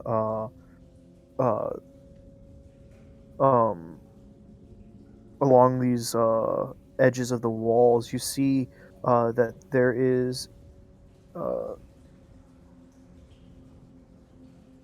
a faintly glowing longsword that's been stabbed into some armor stand that rests in the middle of the room. At the base of the stand lies the skeletal remains of a hand amid a stains of dry blood.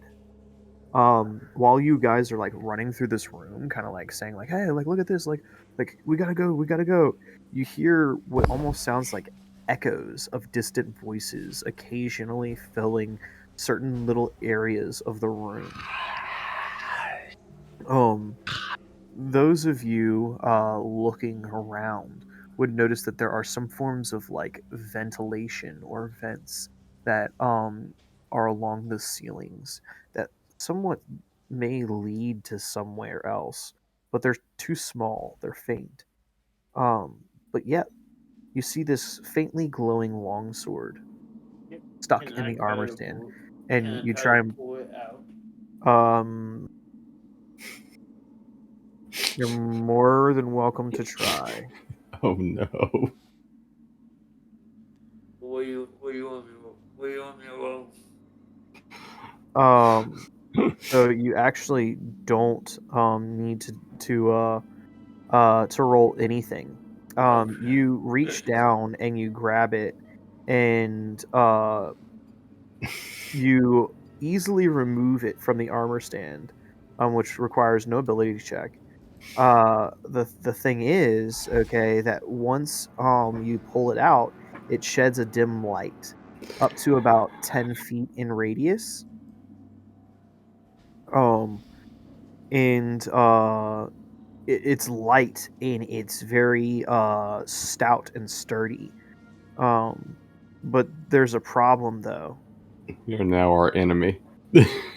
There is a problem, Jason. You can no longer remove this from your hand.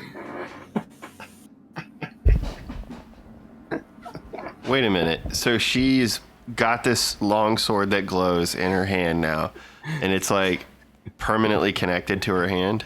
Like she opens her hand, right, and she tries to like let it fall out of her hand, but it won't. It's like clung. It is like clinging to the surface of her palm, and it will not remove itself. She like tries to like wave her hand around to like get it off, and it just stays in the palm of her hand.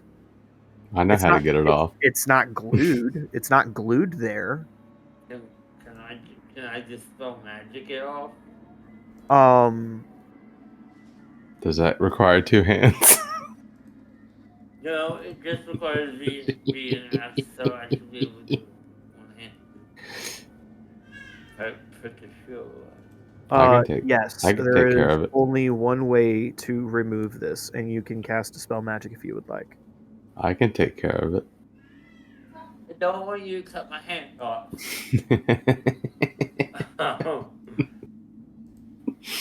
So I cast dispel magic on the sword. You start to incant and you start to gesture, and it's very, very difficult. Please roll me a d20. Just a flat d20. Yep.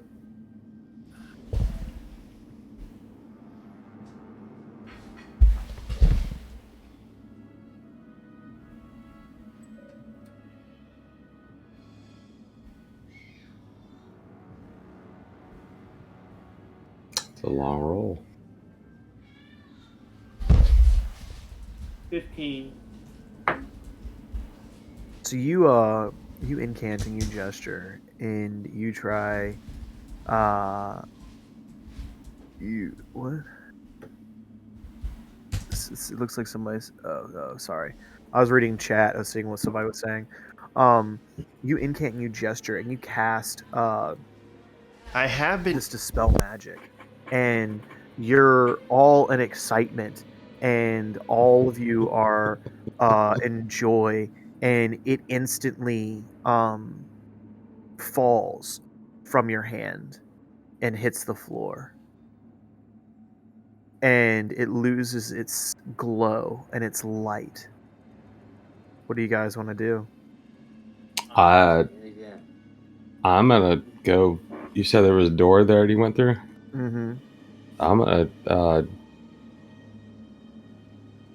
gonna is it locked?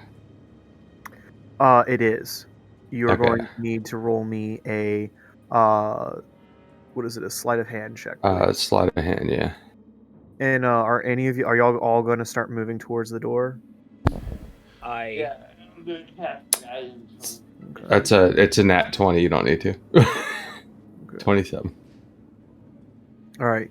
You walk over to you And start then- fiddling with the door, and it instantly katink. You start fiddling with the tumblers, and you get them in the right position. And as the door unlocks, all of I was y'all.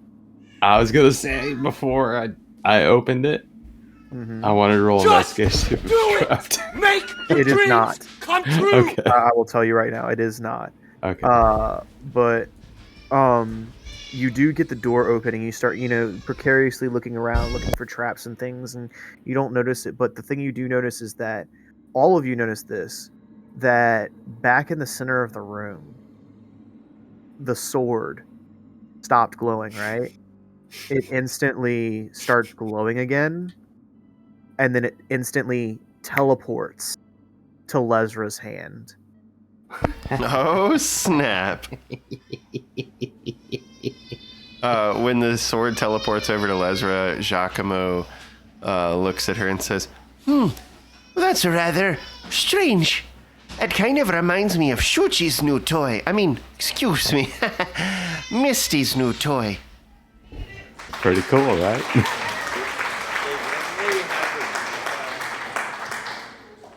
Yeah, that special belt or whatever it is that you wear makes those new daggers quite fancy. I don't have identify. I don't have anything. yeah, I don't have identify either. We don't have. Uh-uh. We don't have. We need a wizard. Mhm. Or someone for anything. Nope. Nope. This is why casters are invaluable. Like, You're fucked, dude. yep, if you don't have a cast skill, you're screwed. You're fucked. My question is, does anybody have knowledge arcana? I have pretty good arcana, I think. I might. Let's see. I had. I got decent arcana. Well, I'll roll.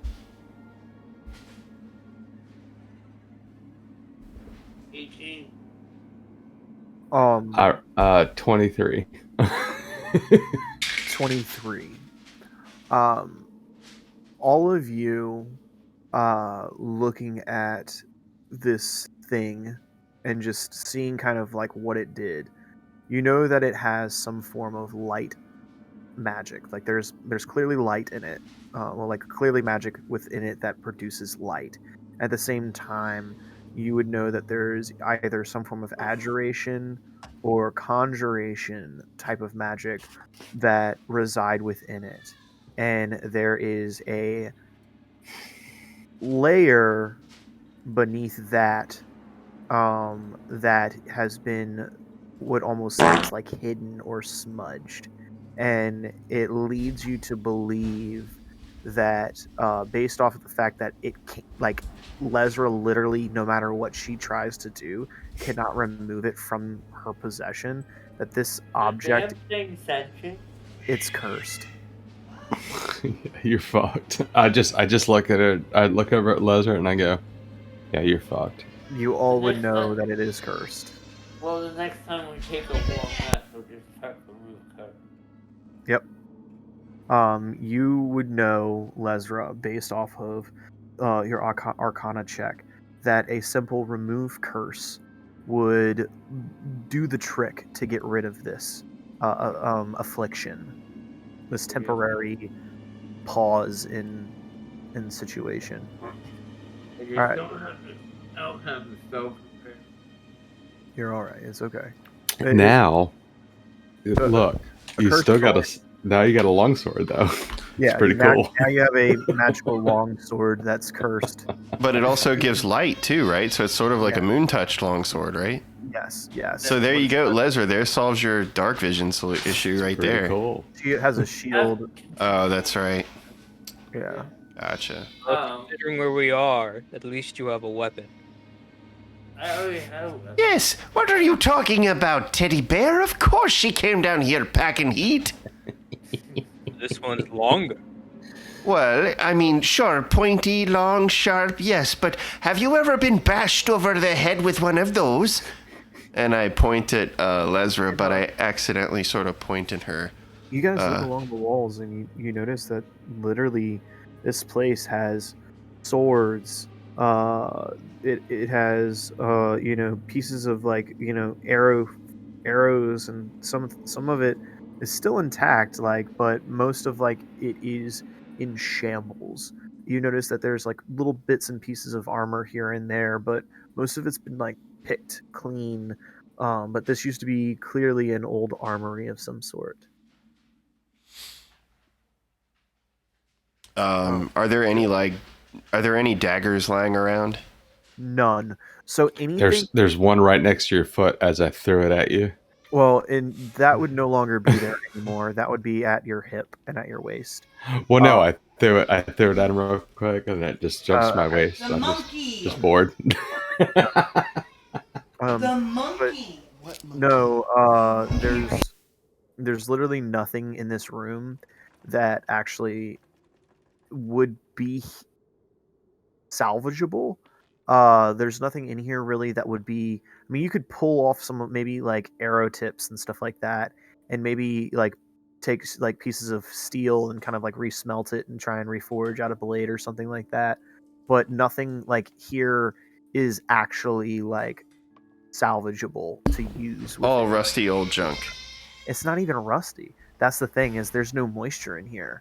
Like it's clearly this like well kept armor, but no one has really done anything with it. Like there's all of these scraps and crap and like You should it's nothing like. Go ahead. Pick up all the stuff off the ground, and then so you don't have to buy more ball bearings and caltraps. I mean, you can pick up the scraps, but that's going to cost you time. Y'all are chasing.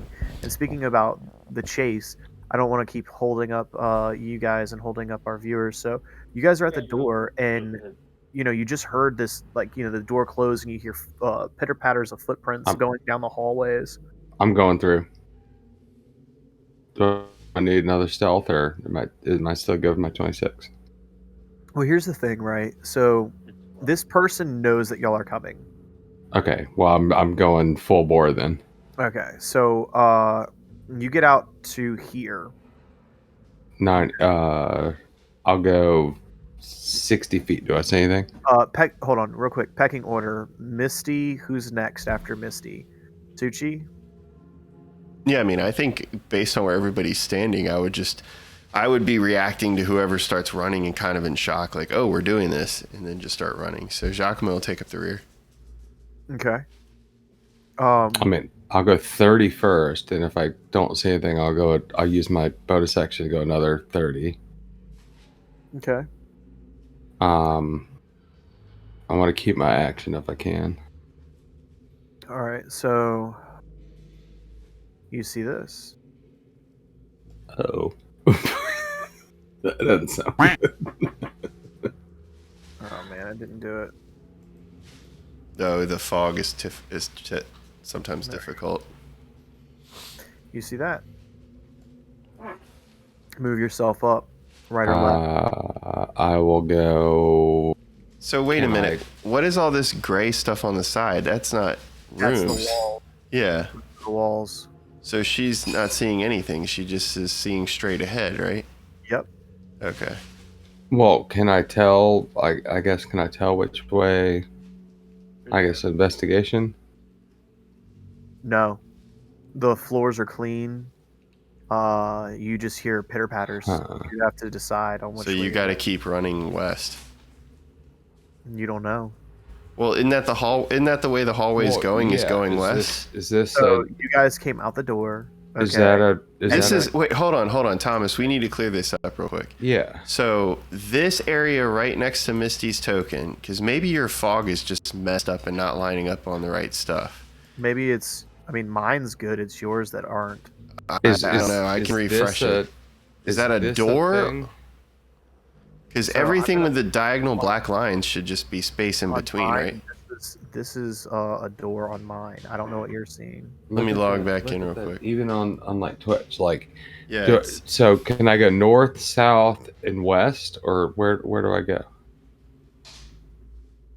Hold on, I just want to make sure that all this is matched up with all of y'all's. Yeah, because I don't think it is. Like, you unfogged an area, and above it and below it were black and white diagonal dash lines, which I would assume would be the space in between. And then the hallway goes left to right. Yeah, so The like, black square in the middle. yeah, the black square represents the doorway that Misty just opened the thing for. So whatever DM is. Yeah, do I go north, south, or west, or?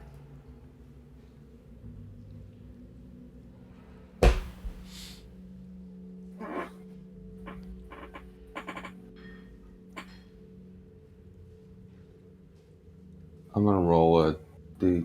How many directions can I choose from? 2 or 3? He's gonna redo the fog real quick.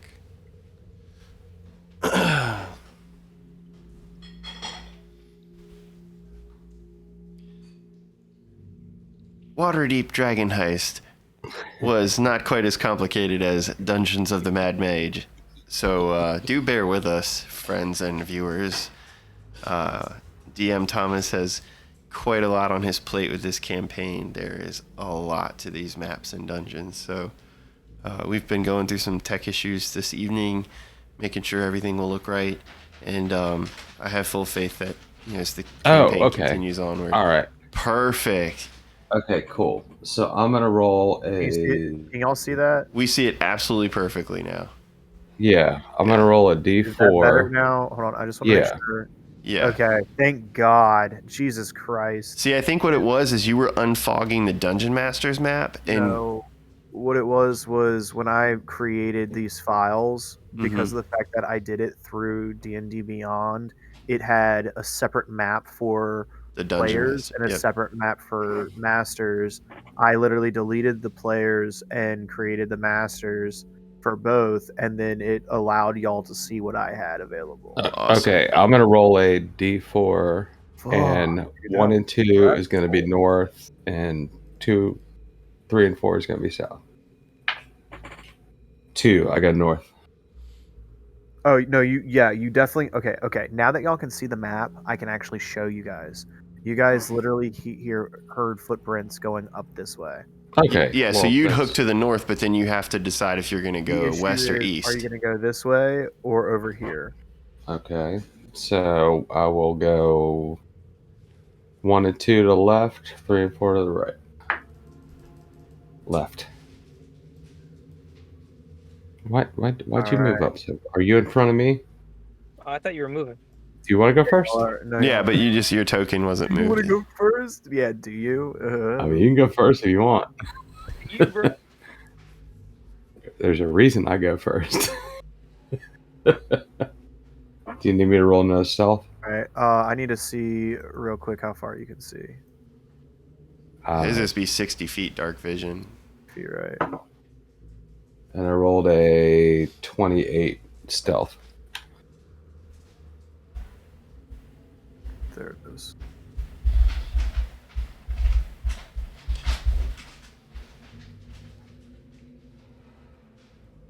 Yeah, so his is 60. I got 120 feet. Oh, you've got 120? Yeah, the Drow Dark Vision's 120 feet.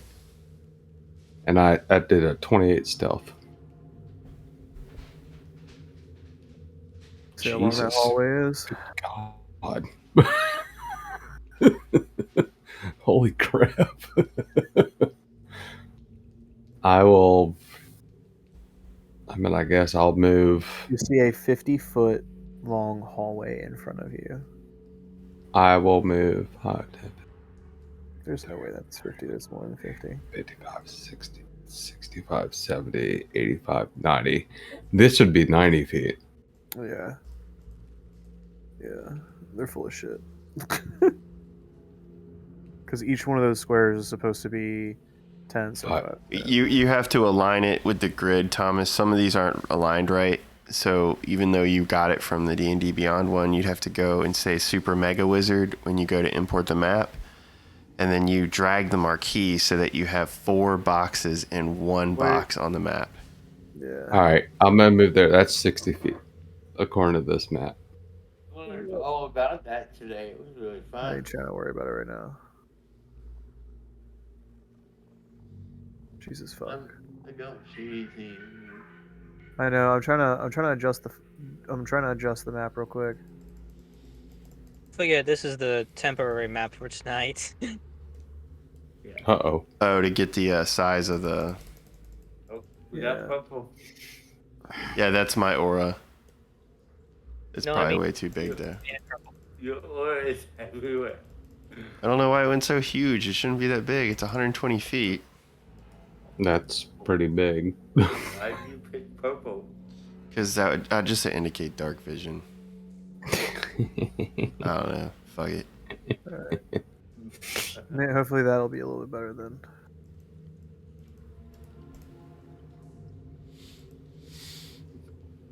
Okay, Let's see. well, Let's see. Alright, wait. So now we're at 5, 10, 15, 20, 25, 30, Whoa, why is there 35, purple? 40, Please. 45. I'll turn it off. It's supposed to be my dark vision.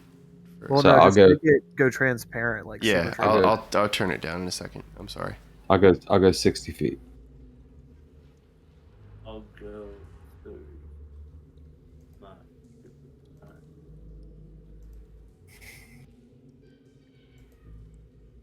I'm adjusting your stuff real quick.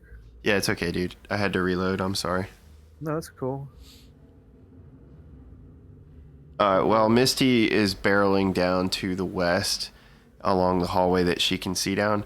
As Giacomo comes like bounding around the corner since he was the last in the group to head out, kind of in shock, seeing like Shuchi give chase right after Misty. He would kind of like gather his breath for a second.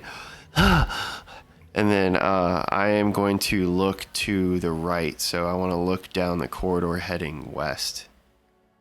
Or east, excuse me. East. And I'm gonna cast Blade Ward on myself.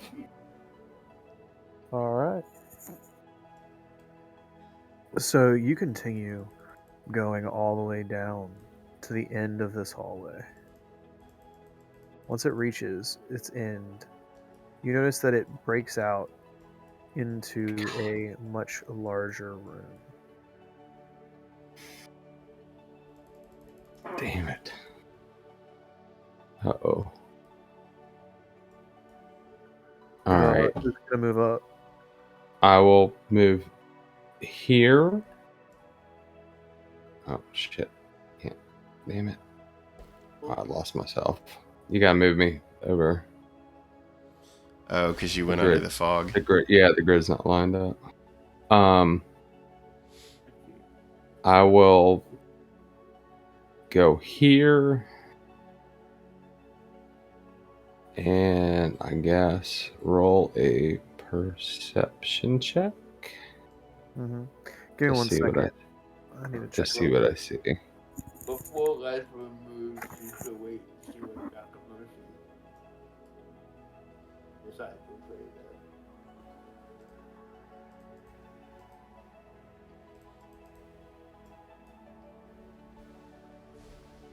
that.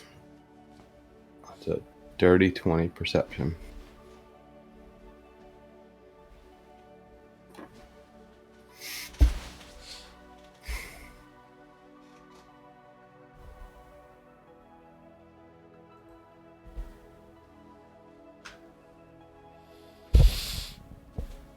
Hey folks, how's everybody doing tonight? Sorry for the delays.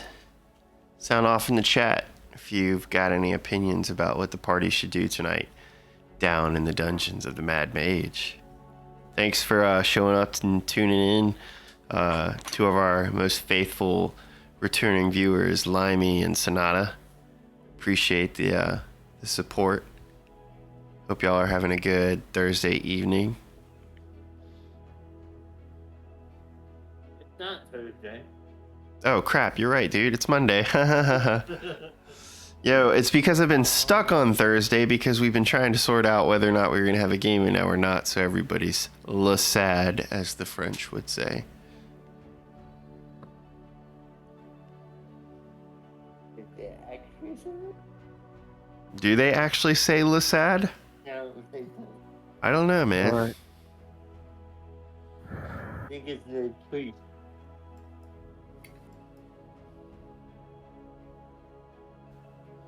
All right. So is anybody going to move down? So Giacomo was investigating the other side of the hall. Yeah, so basically I described like running up after the party, taking up the tail and of the foot chase, and I was gonna briefly look to the room heading east because of superior dark vision to see if I could see anything down the eastern corridor. This is what you see.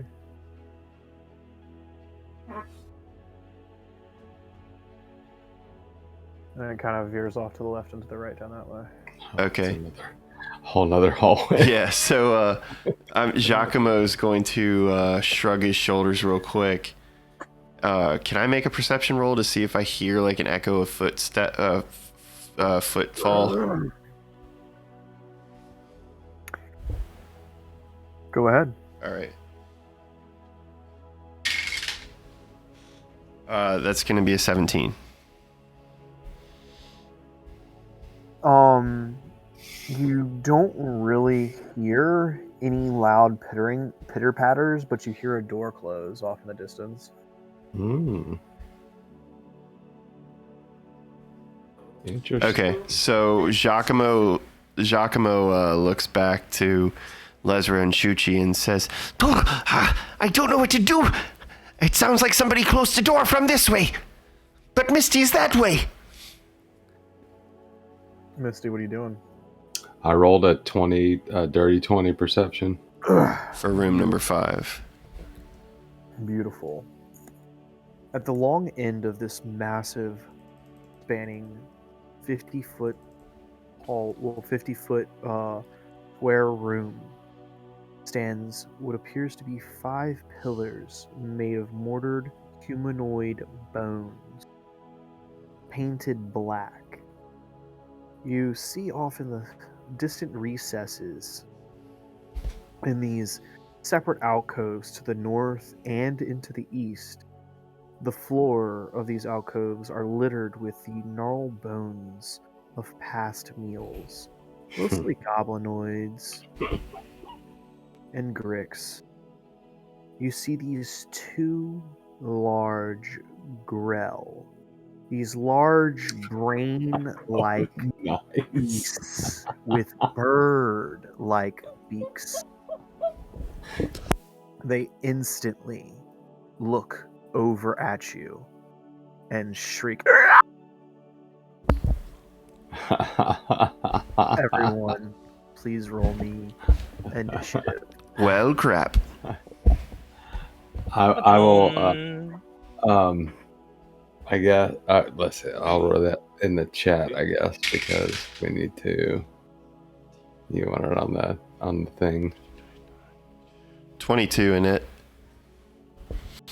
Wow. Okay, that was crap. Dude, these dice are fire, man. I don't know if I did show them off last time. 23. I don't think you did. Yeah, I'm gonna have to show these off. They're too pretty. And Yeah, as 17. I guess as I see, because I haven't used my action yet, as I see everyone, or as I see these 2 things, I'll just do a like a whistle, and just be like, this way. So, let's go move. Use her dash. 60 feet. Okay. Here? So 5, 10, 15, 20, 25, 30, 35, 40, 40. And then I will also cast Blade Ward on myself. All right. What did Giacomo get? I had a 22. 18 on die plus 4. Because you're not using No, I'm using physical dice. I haven't rolled physical don't like that. physical stones in a long time, man. Sometimes you just gotta throw some stones. I showed Ryan a picture of all the dice I had for my level 17 cleric, and I'm like, I haven't had used this much dice in a long time. Giacomo, what are you gonna do? Are you gonna run down the hallway? Yeah, most definitely. I would shrug my shoulders and kind of grunt because I'm like frustrated conflicted between going towards the sound of the door and now obviously having heard this monstrous noise shout off. I'm gonna. You heard my whistle too. Yeah, I'm gonna action use my full movement speed, which is 30 feet. Then I'll bonus action tumble and take the dash. So I should be basically caught up with Misty. And then for my action, I will, I guess, ready the crossbow and look into the area to see what I see. I guess maybe I would potentially see this Grell hiding out or just something clipped around the corner. I would say you see this one. You see the other one, probably. Yeah. Okay, this one over here. I mean, would I be allowed to rush up and take a shot at it, or would be readying the crossbow take the action? I'm fine either way. I would say, based off of everything that's going on, I'll let you take a shot. Okay. So, Man, I can't even. This sucks. I can't even. I mean, you can't really see anything.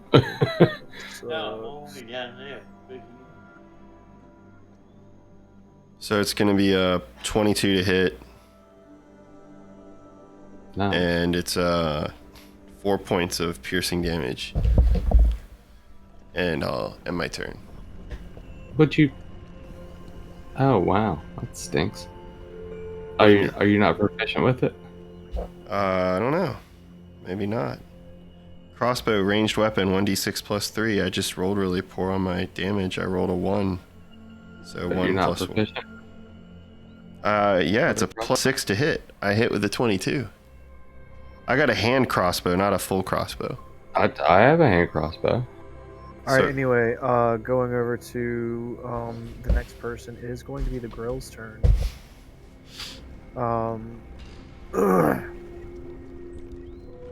So they're going to fly 30 feet.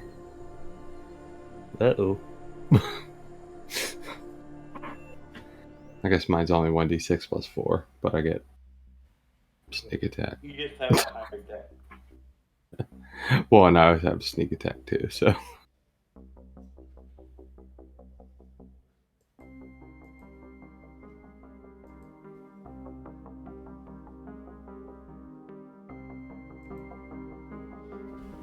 So this first Grell is going to come up to you, Misty, and it's going to take multiple attack. So it takes 2 attacks, one with its tentacle and one with its beak. So the first one is with the tentacle. Yep, it's got 10 tentacles. So a Grell is like this. Let's see. Here we go. I'm gonna send it to the game log. Oh, good. Ew. Yeah, that's what it looks like. Gross. If you guys can see it. It's disgusting. We see it. That's we see it. disgusting. Yeah. So that's what a Grell looks like. That is gross. Yeah, it's got a whole big old bag of nasty. Did you know that above VTT, if you're a DM, cool tip, on your combat tracker, if you go over to where your stats are, where it says stat, and you click that, you can actually bring up the entire character sheet for the monster. Yep. I did not know that. Also, hey, here's a pro tip for you too, Thomas. If you go on D&D Beyond, you can do Encounter Builder, and you can build your encounters ahead of time, and then you can use your iPhone or your tablet to literally make your monsters roll their attacks and do all their stuff, and it shows up in the game log. Oh, yeah. It's crazy, man. But yeah. He doesn't know which way we'll do it. Yeah, that's the only thing. Like literally, the reason why I had the whole complete map thing was because of the fact that like literally I could just be like, okay, which hallway are you all going down this day, you know, and it'd be like legit completely done. Yeah, for sure, dude. But Alright, come at me, bro. This is all I gotta. This is all I can do. Oh well. All right, so first attack is with the tentacle, and then the second attack is with the beak. So 24 to hit with the tentacle. Yeah. And then the 23 with his beak. That is critical. So I got a critical. I did get a critical hit with the tentacle. That's And, fine. So that is yes. What kind of damage? So for your critical damage, it is 10 piercing. Okay, so 5. Yep. So you need to roll a Constitution saving throw. Wait, what hit first? The tentacle. Okay, so con save. Yep. Ooh, good thing I'm good with this. Ugh. Nah, no, it's a 7, so 9. You got a 9. Uh-huh. So it slams into you with this tentacle that has these barbs on it. And the first thing that happens is this oozing poison, this narcotic. This Ugh. like paralytic poison pierces in and paralyzes you for the next minute. You have been completely paralyzed. You get to repeat these saving throws at the end of each of your turns. Uh-oh. What was also, the second attack? Also, you have now been grappled, and you have been restrained until the end of the turn. It doesn't matter. Well, it actually does, because this target now can move you. It also now can get advantage on all of its attack rolls against you.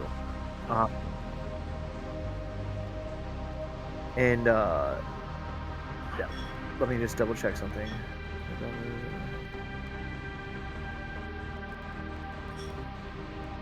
Yeah, so now now that it's done its tentacle attack, it can't do it to anyone else.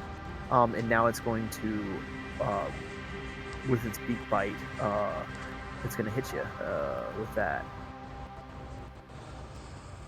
And you're going to take 9 points of piercing damage. Is my shield, even though I'm paralyzed and grappled, it would be 4. Okay. So you have successfully done 4 damage on me.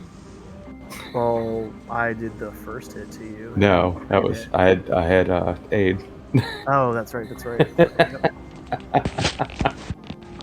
So that's the grill's turn. Now it is Tsuchikage. So I'm now paralyzed and grappled, right? You are, yes. You are Okay. like technically you're screwed. So actually, shit. Well, hold on. Give me a break. 5, 10, 15, 25. So it's actually gonna move here into. How is there not a thing on here where it says like? And it ends. And they end its turn. David, what are you gonna have Suchi do? I'm gonna start with. I'm gonna go full movement over here.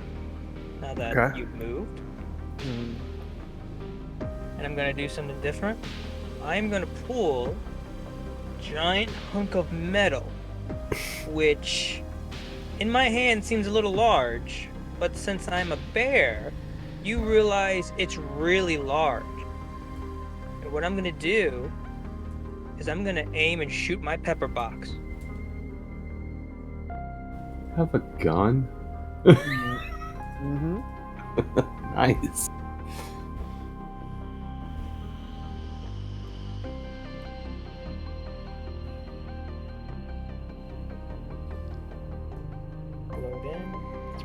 Load in. That's pretty cool. Does a 10 hit? No, it does not. Then I miss. Good God. So you pull out this gun, and he pulls out this large piece of steel and pulls the trigger to it, and this hammer comes down and fires off. And as it does, this massive explosion happens right beside you, Misty, as this piece of like shrapnel or something like zeers past your head and hits the wall and ricochets and then slams into the wall and goes past a couple of pillars, slams into the wall north of y'all, and you hear this ping ping sound as it's like bouncing off of stuff, and yeah. So what are you gonna do? What else are you gonna do, David?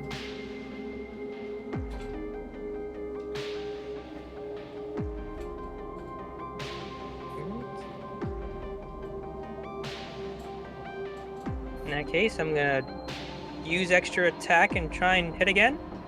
Okay. So instantly you you pull back the hammer again, and you go for a second shot. Roll an attack.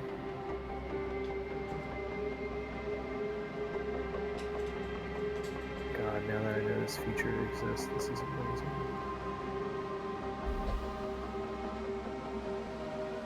Hit again. I missed twice. Damn, dude. So you second shot, bang, ding, and it slams into this pillar over here, getting lodged. Your slug is instantly incinerated. Well, not incinerated. Kind of like smudged and splattered out across the stone surface. The grill kind of screeches at you as it's pulling Misty back to its little den, its cave, back in its recess, to where it goes to forage on flesh and feast and live its little brainy bird beak life. Now, is that all you're gonna do? I'm gonna turn to Giacomo and just go, "This looked easier for other people." With that, it's Misty's turn. It ends your turn, and now I need you to roll me a Constitution saving throw. Take it. Fail. Yeah, I He's mean, grappled. He doesn't get a turn because of the fact. yeah, that I he's don't get a turn. paralyzed. I'm basically paralyzed, which means I'm incapacitated and I'm grappled. Yep. So Which means he's I also don't get to do. restrained. I don't get to do anything. Yep. So what is it? Con save? Mm-hmm. Let's. I'll try this time, and if this doesn't go well, I will roll regular dice. Nope, that's a 5. Oh man. So yeah, y'all just see this brain beak just dragging Misty's frozen corpse away. Son of a bitch. Yeah, that sucks, dude. I rolled a 14 on die. Like regular dice, that would have been a 16. I'm sorry, man. Giacomo, it's your turn. So Giacomo would see Misty being dragged off, I'm assuming, right? Yeah. All right, so which one is it that's got him? The one in front of Shuchi? Yep. All right. So Giacomo will rush forward with his full movement to face off with the Grell and using the rapiers. Yes. Get it, yes. All right, so that is going to be. Give me 1 sec, guys. Sorry about that. No, you're fine, dude. I can't You're doing even your thing. speak or anything. That paralyzing stuff. All right, so the first the first attack is a 17 to hit. It's 11 on die plus 6, and then the second attack is a 19 on die plus 6. Say that again. I'm attacking with both rapiers. I'm 2-weapon fighting. And what did you get? So the first attack was a 17. The second attack was a 19 plus 6. And that hits. All right. Too. Both of them hit. I'm just rolling the damage die now. Give me 1 second.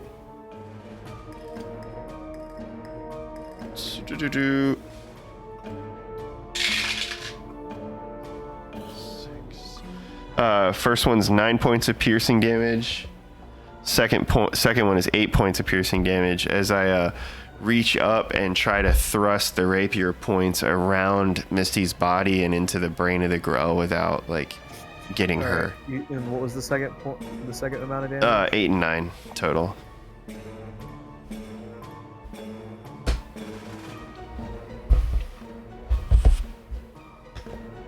All right, so you and you lunge forward with your rapiers. You move up right here, and you stab it with your rapiers, just lunging in, and kind of like piercing into its brainy hide. And it's soft. It's very fleshy. It honestly, you look at it and you notice that the Grell itself is honestly, it's almost like floating. Oh shit, that was my mistake. Wait, I'm huge now? Awesome. You got swole like Timmy. Yeah. He's allergic. Oh no! Yeah, I'm allergic to Grell poison.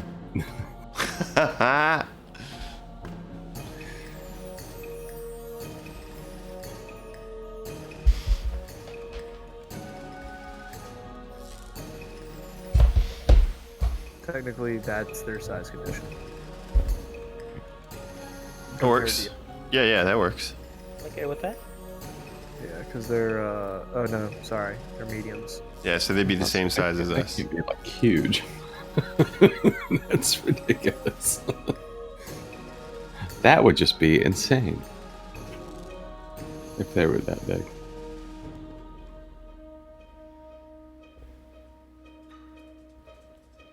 All right, Lezra, it's your turn.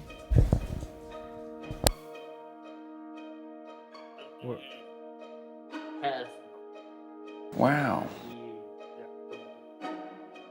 I'm sorry, I can't hear Yeah, you. you gotta get closer to the mic. Wait, I'm gonna cast Emboldening Bond on Misty, Suki, and Yakuna. Okay. You all get to add a D4 to evil one per member. Cool. So basically, it's like Bless. basically like bless, but not, and he can technically cast bless on you and stack Mhm. it. Okay. I'm not going to it. But I Yeah. could. But that should help you out, Misty. Yeah, hopefully. And then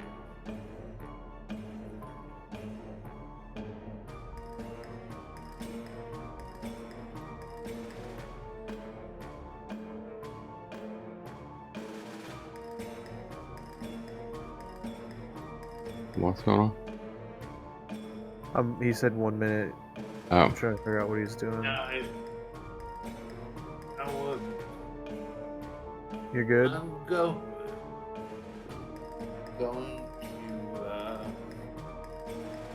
to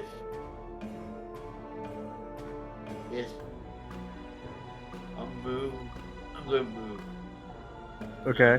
My turn. Where are you gonna move to? Right here. All right, sounds like a I plan. just moved like 15 feet. It's the Grell's turn. The Grell's gonna move here. Actually, it's gonna move right there. And Surprise, motherfucker! now both of them are going to attack. So the first Grell is going to, with its tentacles, Ryan, could you please have Giacomo roll me a Constitution saving throw? All right, so Wait, 15 All right, on. hold on. Let me make sure I hit first. I was gonna Okay. say the one that has me grappled or the other one? No, the other one.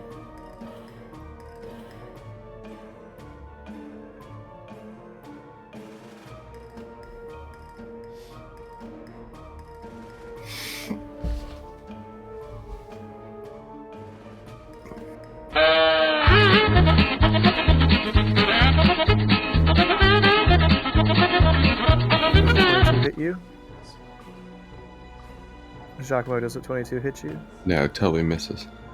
Yeah, of course it hits him. Okay. Of course it hits him. Well, We're wait, hang on. level. Am I able to see the other one? Yeah. Yeah. In that case, reaction protection. Roll with disadvantage. Okay. Nice. A 5. There we go. How many, Fighter. how many times can you do that? Whenever I have a reaction, so I have to wait till my next turn to refresh it. And what power is that? Fighter protection. Here, let me put it. Yeah, I mean, Can't look That's at his kinda fighting. have a That's limit, his doesn't it? fighting style. Yeah. Like you can choose Oh. Battle Master, you can choose Protector, you can choose like Archer. So his fighting style is Oh, look at Protector. that thing. That's pretty cool. Oh, so there's no no limit to how many times you can do that. Well, I only get one reaction per. Well, I understand that, but like, Yeah, but rest, short rest now. pretty damn cool. That's and then why he I'm still always has- next to y'all. Then he still has his superiority die as well. hmm So if I'm next to you, that's why. That's Pretty awesome. sweet. Pretty sweet, dude. Thanks for helping me out earlier. I wasn't next to you. You ran away. He's got you on that one. That's kind of my job. I'm Uh, built for this. so my question for you is, are you wielding a shield or not? Got Remember, it! I've always got one on my nub. Okay. You're no. All right. Fuck you. Fuck you. Fuck you. Fuck you. All right. Build, man. My one build. He's got So- a buckler. Oh, that's cool. He's got a nub buckler. Yeah. Yeah. All right. It's got to be like a really cool thing to call that. All right, Wes. I'm attacking you. Fuck Hey, you have advantage. Yep. 22 hits. Uh-huh. Let's see, damage. You're going. Hey, y'all, if you're watching, sound off in the chat. Let us know what you want us to do and how you feel about the game log. Can you guys read it and see what the roles are and Image's DM post? Does Alright, a 17 hit you with a piercing bite? Yeah, because I don't have any reaction, so I can't do shield or anything. 8 points of piercing. So from the first. Wait, actually, hold on. How Piercing. long does my... how's my blade word last? 10 Just a minutes, turn. right? Oh. No, it's just a turn. No, Cantrip. it lasts... Oh, just one round. Okay, yeah, you hit me both times. Okay. So 7 for the first one, 8 for the second. Alright. You're about to get... If I get out of And here, you're about to get... He's gonna pull 5,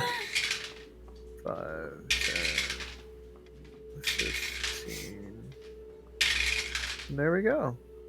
Alright. He's gonna get you. He's gonna bring you into his little home here. He's gonna say, "Hi, this is our permanent resting place." Hey, buddy. Hey.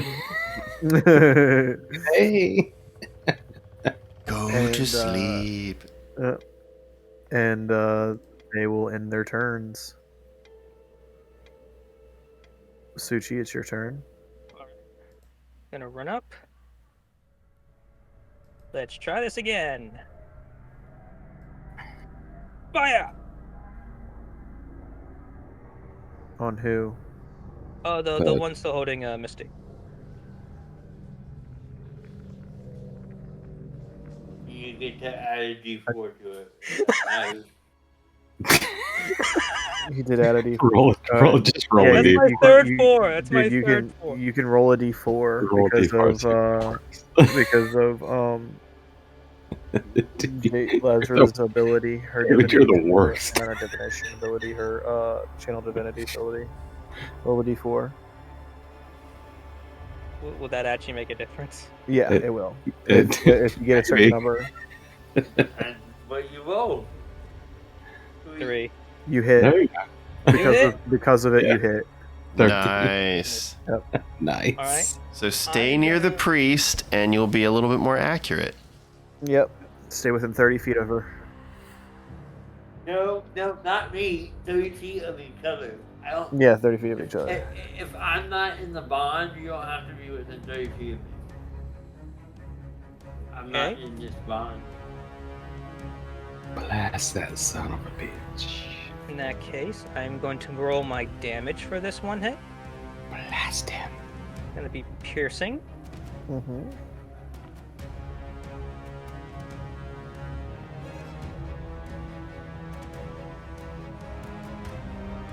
It loads in 10 points.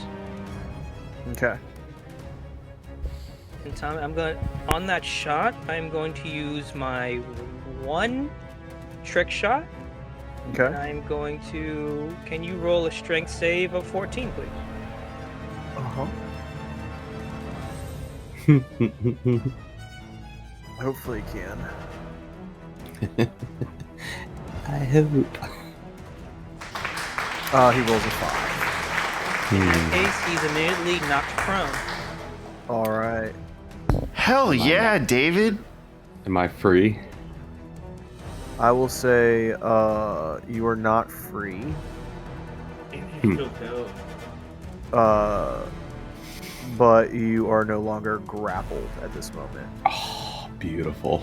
Dude, that's awesome, man. Way to go. That's all I Freaking needed. winging shot.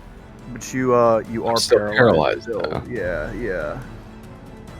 Um, So if you can get out, like if you can break your paralyzation this round, then like you're in the clear. So do you injure? David, Oh. what else do you want to do, David? So I'm going Oh. to use my extra attack to shoot the one I'm now next to. Okay. hey, DM, just to let you know, Mm, since I'm paralyzed and I was grappled, any attack was a critical hit. what against you? Yeah. Oh, jeez. I wish you would have told me that. Hey, That would have been fun. You would have probably been dead. Maybe. this is my 4th 4 on dice. Oh my goodness, dude. Well, you get that other 4 from the bond, so you got to roll that too. Yeah. Nope. No, you only One. get to add that once per turn. You Oh, only get to add okay. that once per turn. It was a 1 Gotcha. anyway, so Yeah, so you miss. that'll end my turn. I've got 2 shots before reload. Misty, roll your save. Come on. So I'm not grappled anymore. No, you are not grappled anymore. But I'm still paralyzed. Do it! Make your dreams come true! So I can still now. Oh, I guess if I want to try and get Well, out, I gotta. You end your turn, and then you get to roll your save. Well, So, no, I have a turn now. I know, and that's what I'm saying is you have passed the save to get out of paralyzation. It's a status effect. Well, no, I have a turn, so I could cast Blade Ward on myself, No, and then While you're Uh, you'd have to get out of the paralyzed. paralyzation status first. yeah, you are paralyzed. And So this the is Grell effect. fell prone, which let you out of the grapple, but you're still laying on the ground, paralyzed from the toxin from its tendrils on its, From its poison. poison in the tentacles. So the way paralyzation status would work is you would roll the save against paralyzation at the end of your turn, at least according to the Grell's ability. Yes, you are incapacitated. Okay, Oh. creatures automatically fail strength and dexterity. Oh, saving yeah. rolls. Any I creature can't that take makes- actions or reactions. You're right. Okay, Yeah. gotcha. All right, so I'm gonna roll regular dice on this one with a D4. Yes. Yes. Watch me roll crappy on this. Do it. So you roll with disadvantage on attack rolls and ability checks. Because of poisoned. No, I'm paralyzed. I'm not poisoned. No, you are Oh, poisoned. poisoned. You're poisoned and paralyzed. Because of the Grell's ability. Because Yeah, it's a dude, they're poison. nasty, man. Yeah. That's what had Rhaegar all messed up in Rime of the Frost Maiden in like session 4 of the game when I got nearly killed in the ice caves. I hate you, Tommy. It's not Hey, you know me. what? Jason can't kill Ubis, but DM You know Thomas might be able to kill Misty. You know what the picked best thing left, ever? Bro. The best thing ever is Snare. Is the best spell ever. Stare. Snare's the best spell ever. It is pretty great. What do you got? Roll them stones, Broseph. Oh God. Con save. Yep. Disadvantage. I think it's a. Actually, no. Just roll it. Like, roll it normally. Sorry, not a disadvantage. What'd you get? 'Cause it's ability check, right? Like, It's ability checks not aren't saves. gonna matter much. What, It's just what did you? What did you it's get? a save or ability check. It's a save. What did you get? It's not gonna be much better. It's a 7, 9, 11. You got an 11. Uh-huh. It is the DC is an 11. So unfortunately, you still fail. Well, hold on. Is it if you pass? My question is, do you have to pass the number? Did you get the 11 with the D4 or without it?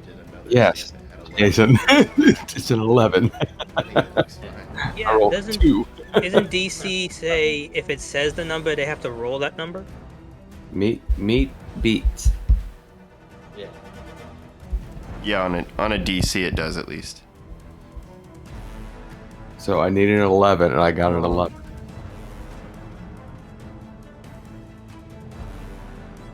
Seems that is the correct rule against monsters. So if it equals or exceeds, so you're good. So I'm out. No, you're good. You pass. Yeah, That was so your turn, right? I'm no longer restrained. Correct. I can hear it No now. longer It's like paralyzed. if it weren't copyright infringement in the background, I want to break free. I want to break free. Stop singing it. I'm saying No. you're good. No, you We'll have say up to like 10 seconds. Copyright strike. 10 seconds. You You're good. prefer to be open. So okay, well that's my turn. Because that was the end of my turn that I got to Yeah, pretty much. save. Now these things are about to get fucked up. Because now that it's not my turn, Well, as soon as it is, it's Yeah. gonna be a problem. Giacomo, it's your turn. What are you gonna do? Giacomo is going to use his full movement to get up to Misty. Mm-hmm. And I will stand next to her and flanking so that she can get the sneak attack. But I'm going to reach over and put my hands on Misty's shoulders and kind of like lift her up a little bit and say, Cheer up, Buttercup. Old Jackie boy's got you. and I'm going to cast a level 2 Cure Wounds. Yay! Wait, where do you move? Let's say for him to get the pincer effect, I think I'd have to be here. Isn't that attack of upper? Where'd you move? He can tumble. He can do whatever. Yeah, I mean, I'd be able to get there. Well, I mean, bonus action, tumble, full you're good. movement, whatever, and then Cure Wounds 2nd level spell. I got to roll some stones for it. Bow, bow, bow, bow, bow. I could have cast Cure Wounds on my turn. Actually, let me do it at a 3rd level. I only need 19. Yeah, do it. Yeah, 2nd level then. Okay, 2d8 I'm plus really 4. not- And I'm really not worried about it. I appreciate it. So but you I'm get not- 11 points of HP back. Yay! Nicely done. And that'll end my turn.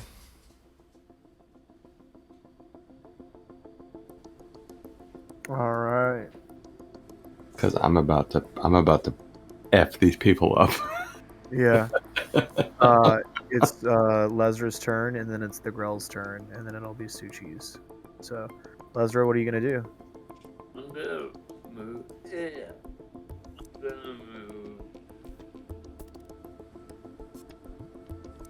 Here. Here. Yeah. That'll still put me. of the well, Mm-hmm. and I'm gonna cast Polar Dead Okay. on the one that's injured.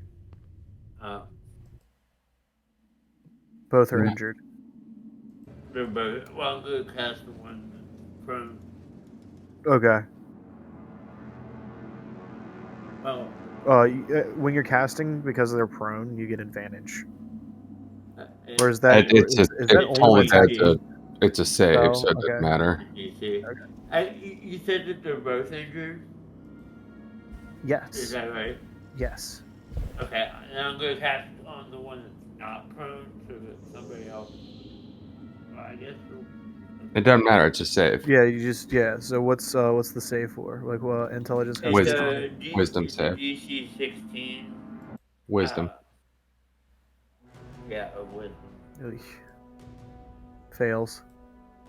So I'm gonna kill the one. I assume it kills it. So hold on. Are you attacking the one that's prone, or are you attacking one that's not prone? Attacking. Okay. Let me know how much damage you deal. 23. 23. 23 points of damage. Oh yeah, man. Jeez. I had one good Toll the Dead roll. I was like, relax. Like 8 games that you've used it. That's totally true, dude.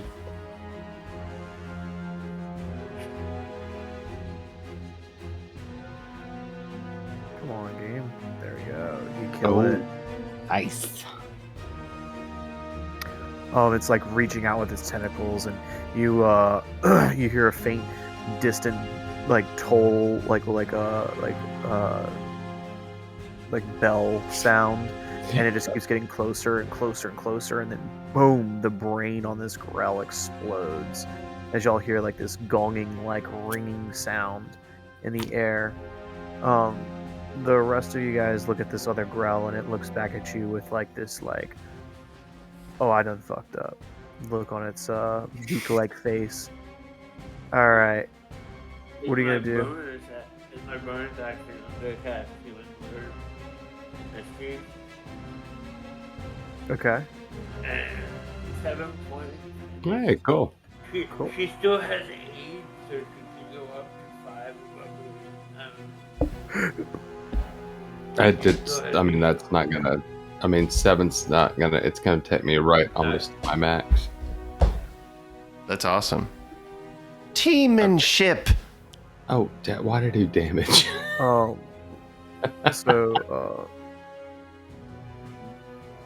I think you went down to up down. I know. I keep hitting damage for some reason.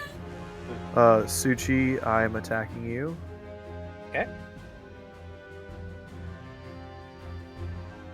Does a 21 hit? Absolutely. Does a 9 hit? Nope. Alright, so for the first one, the tentacle comes out and slams into you. Can you please roll me a Constitution saving throw? And you take 11 points of piercing damage.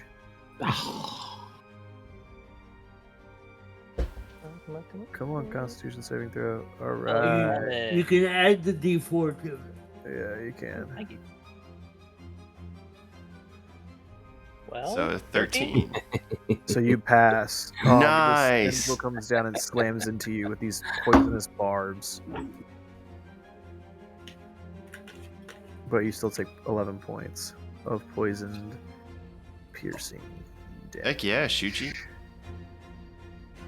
And it ends its turn after it's going to attempt to move away. No, it can't move away. It'll get attack of opportunity. I will attack the hell out of that son of a it's bitch. okay. I'll probably miss. Oh, but I can attack it. You don't want that. Yeah, it'll end its turn. All right. In that case, I'm a blast ya. Actually, it's it's your turn. So go ahead, Suchi. What are you gonna do? It just went for you. Now it's your turn to go for it. I'm a blast ya. Swear to God, if I roll a 4, You're real quick. You're shooting it. You're shooting it right next to it. Yeah, you'd be at disadvantage for close range Stupid. You'd be anyway. at disadvantage. Oh my What the god. heck? What the heck is what? You're shooting a ranged weapon. Yeah, if you're shooting that close, it would be a disadvantage roll. You'd have to use a melee weapon to not take disadvantage, or have firearm specialist. Yeah, unless you have the feet. Yeah, I'm a firearm specialist. Okay. I'm a gunslinger. No, but did you take the feet firearm specialist? Or sharpshooter or something like. You're literally right next to the thing. You would think it would be easier to shoot it. Firearm proficiency, isn't that it? No, it's a separate feat called firearm specialist. You have to take it if you want to negate the close range disadvantage. There's a reason I run away and shoot my crossbow. Or I'd have to look at it because gunslinger technically no. comes with it. So Uh-uh. we'll look at that later. But we debated this a couple games ago, and while Gunslinger has a couple options of the 2 feats, it doesn't have all. Yeah, you don't. You're actually rolling with disadvantage right now. Yeah, you don't have anything. I'm looking through your character sheet. You don't have anything. Yeah, it says rules for disadvantage will still apply for a gunslinger without the additional feat. that's it. Yeah. That's why I run away when I shoot. So I mean, literally, you just have to be 10 feet away, and you're within 5 feet. So, like, just make sure in the future that you stay 5 feet, an extra square away from the bad guy. Mm-hmm. Okay. In that case, I'm just gonna empty my clip. Magazine. All right, so go ahead and attack. Let me know what you got. You got a 10 the first time. 10 misses. All right, that makes sense. Okay. In that case, I use my bonus action to switch weapons, All right. and that will end my turn. What are you switching to? My mace. Okay. Did you? Dude, I think your dice are like messed up, dude. Yeah, he's rolled 4s on every single attack with the pepper Yeah. box. There's a glitch there, man. That can't be right. It doesn't seem right at all. Nah. Not for it to be a 4 for literally the past like 5 rolls. Yo, I rolled a 4. Did you really? Yeah. On a d20 roll? Yeah. Let me see what happens if I roll a d20. Maybe it's a rolled a glitch right 7. now. I rolled a 7. Statistical odds of it. No, I rolled a 1. I don't know. It might have just been the luck of like. Yeah, it doesn't like you, Yeah. Shuchi. 14. Let me test something real quick. Yeah. I'm watching get a 4. Yeah, can you put digital dice in jail? How do you do that? Oh, I know. Use physical dice. He got a 4 again. Okay, Yeah, yeah, dude, there's something. there's screwed up. something. I know my next feat I'm taking, I guess. I mean, No, yeah, but for the rest of the night, you might want to roll physical dice, dude. Yeah, because you. Or roll on your phone. If you have your phone with your There's character no sheet way. on your phone, There roll from you your phone. go. I was gonna say there's no way. Okay, you it's can the gun. roll It's the gun. Okay. Fair enough. Your gun's just like fuck. Roll the gun again, real quick. Like, Just yeah, roll it. roll the gun again. It's a 4. Shut the fuck up. Watch it be a 4. It's still loading. Yeah, I know. Come on. It's a 4. It's a 4. What the heck? Oh my Yeah, God, dude. Yeah, It's dude, that it's- gun, You dude. screwed something up when you That made Made it. it. I That just is a made it. one- Hold on, I want to That see is- if I can roll it for him. That is a 1 in 3,200,000. No, he Maybe he I did, should roll yours for Yeah, you. 'cause, I got an 8. no, he screwed something up when he put the The gun in. item on his character sheet.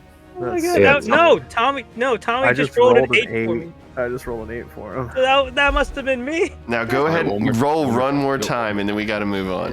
Yeah. I'm just curious now.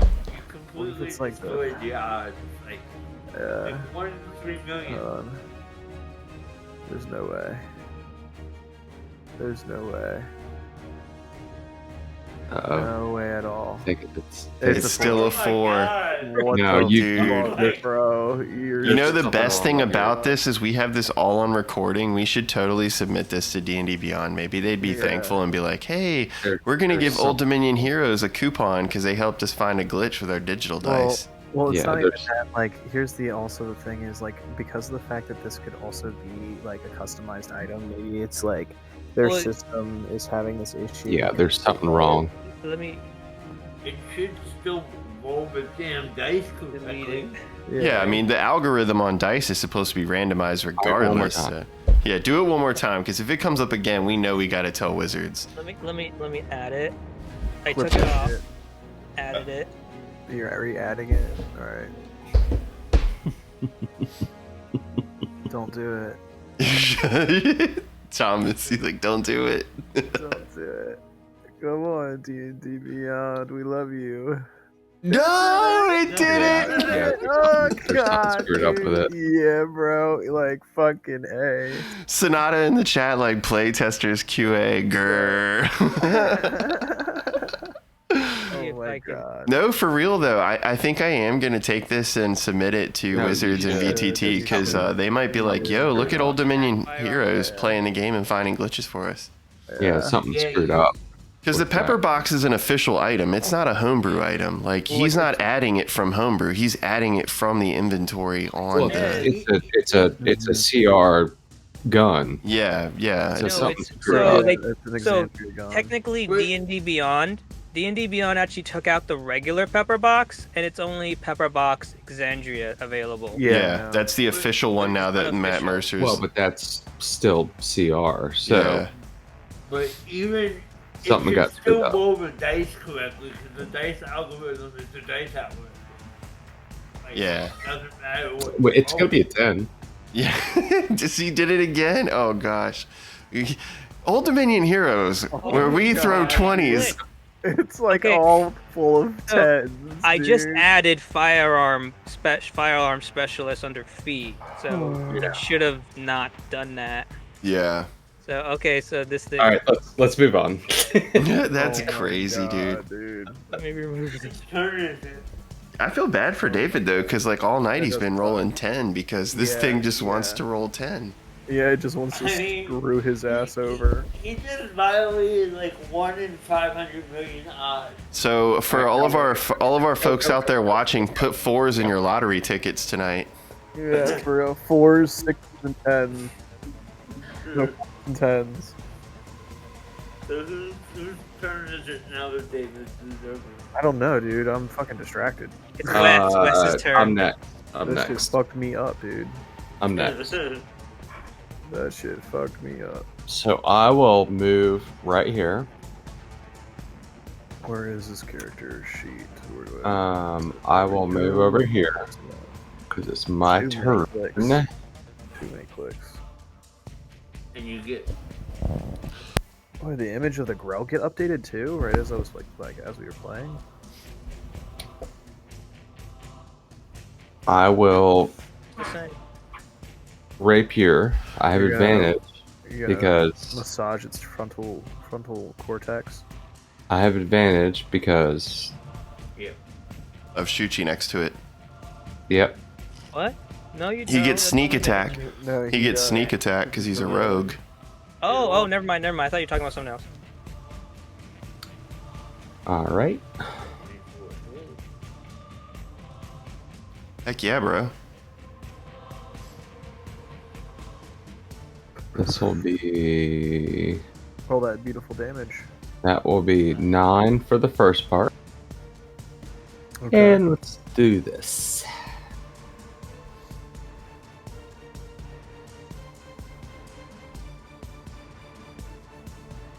Oh, what a bunch of crap. So Actually, 20, pretty good. 20 damage. That's actually pretty good. We're level 5. That's pretty good. And then I will disengage Uh huh. and go over here behind that pillar. Okay. Kind of taking cover. Okay. I mean, I can't. I mean, I use my bonus action to engage, so I can't hop. But I'll just, yeah, kind of like, I guess I'll go here and like try to stay away as possible. Uh huh. Okay. I'm a Giacomo, one it's your trick. turn. I'm a one trick pony. So Giacomo's gonna look at Misty across the way and say, I'll follow that up with a little bit of panache. and I step in like riposte with the rapier. I'm going to attack with my main hand only. That's a 14 on die plus a 7 to hit, so it's a 21.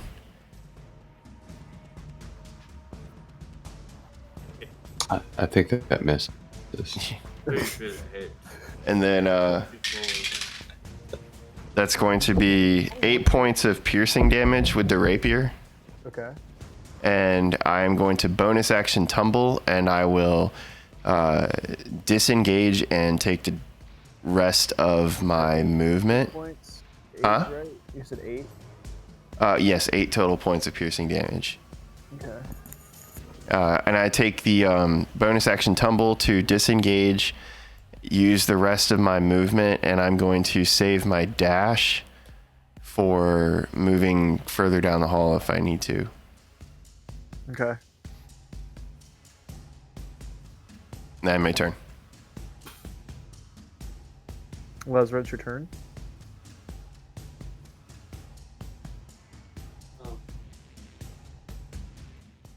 Toll the dead monkey. Yeah, I mean, that's big. I considered the options, and that's the best one. D12s. Especially because I have a longsword stuck in my hand that I'm not proficient with. Oh shit, that's right. 17. A 17. That hits. Actually, you know what? Go attack it with the longsword. I'm not proficient with it. See what it does. Well, at least for the coup de grace. Hold on. We Hold got. Hold on. I mean, we Hold got on. this. There sounds like music is playing in my house. Hold on. Well, I mean, the stream has music right now. Total Dead uses my action, so I can't tap into the thing.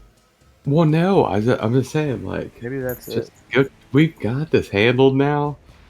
Yeah. Go hit it with the longsword. I want to see what happens. Well, I can't. I used my action. Yeah, you're doing Toll of the Dead, right? I'm saying if you didn't toll the dead. Yeah, he's saying instead of Toll of the Dead, Lesra could step run forward ahead and and plunge the sword into the grell and see what it does. It's too late. All right. Yeah, because I rolled. No, I need 17 to roll. hit, you said hits, and now you need to roll your wisdom Well, save. no, it's I gotta. No, roll. it's that's his damage. Yeah, he has to roll with. And he fails. So he takes 17 points of damage. Yeah, most monsters, not obviously not all, but a lot of monsters fail wisdom save, which is also what makes Toll. I want to see what this longsword does. All right, Lesra, it moves over to you. Suchi, you get an attack of opportunity.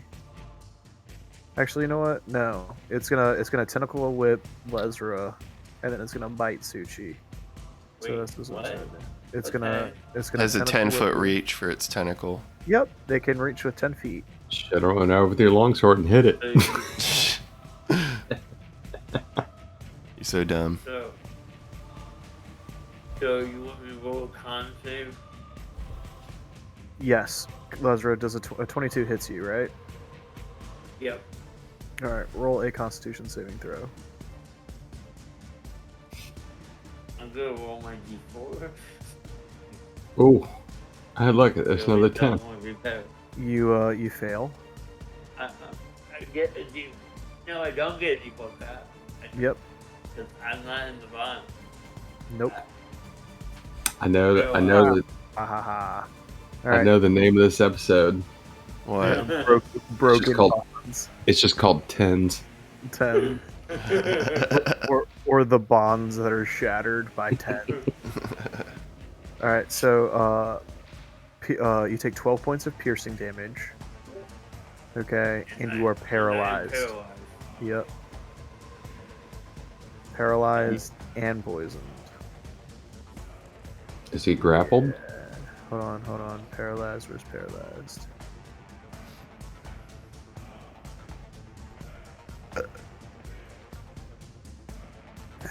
Really, they don't have paralyzed and poisoned. I know. That's what I was trying to figure out earlier before.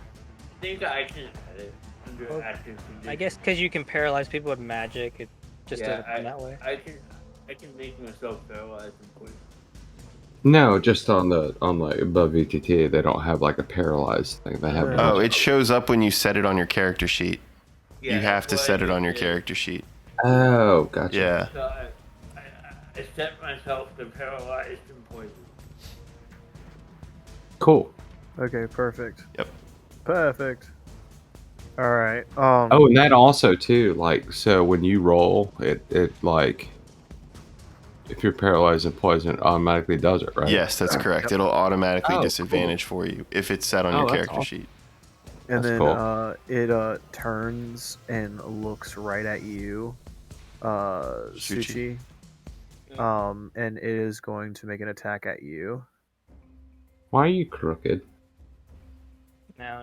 You can, if you click on your token, you can take the eyeball and turn yourself to look where you're looking. Does it? A 10 doesn't hurt. It doesn't hit you, does it? No, sir.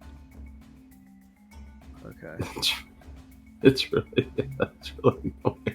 You're crooked.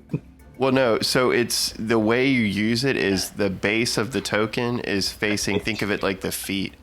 So if you do I'm want to, good. I'm yeah. good. Keep it upright. F that. Because this brain, look at it upside down. What the fuck does that look like? That don't look like nothing normal. Like, look, even from the side, it's like, what? What are you even looking at? Look, I'll do it at a somewhat angle. It looks like that weird creature from Ew. AE, where they're like all like, put your hand in the sky. You know? Okay, let's finish this encounter. Yep. and so Shuchi got swiped or bit by the. Yeah, beak. he got he was it missed. He completely missed.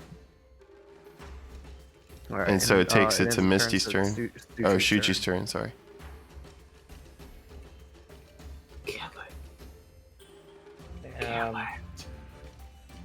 What did I do? You got this. Kill it. Bite his head off. What the heck?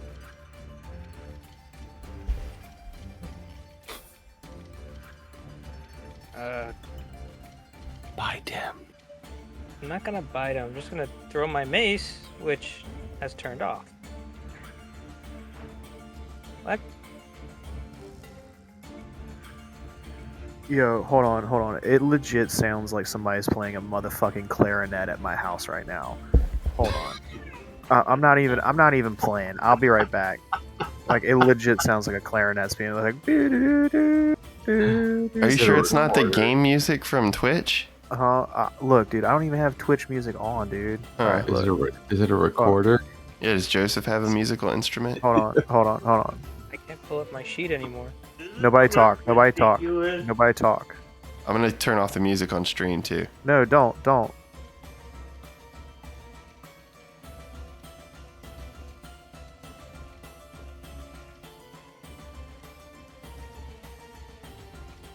No, it is not the music, dude. It is definitely not no music. On no Twitch. Alright, there is legit someone listening to music in my house right now, and everybody's supposed to be asleep. Either that, or the spirits of the dead are trying to play me the song of the past.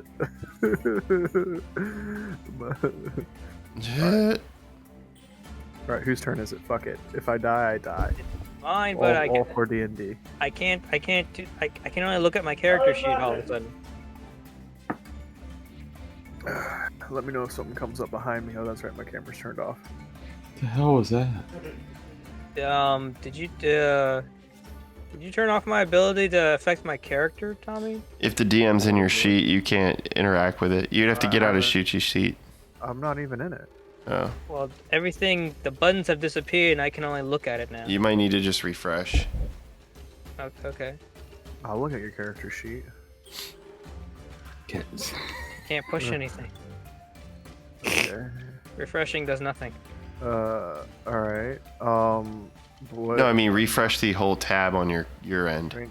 Okay, so what are you trying to do? Are you trying to do second wind? No, mace. Oh. Like literally the bubbles have disappeared. I just see the numbers now. You can turn off that feature under settings for the character sheet itself, but you should still be able to click those numbers and they roll.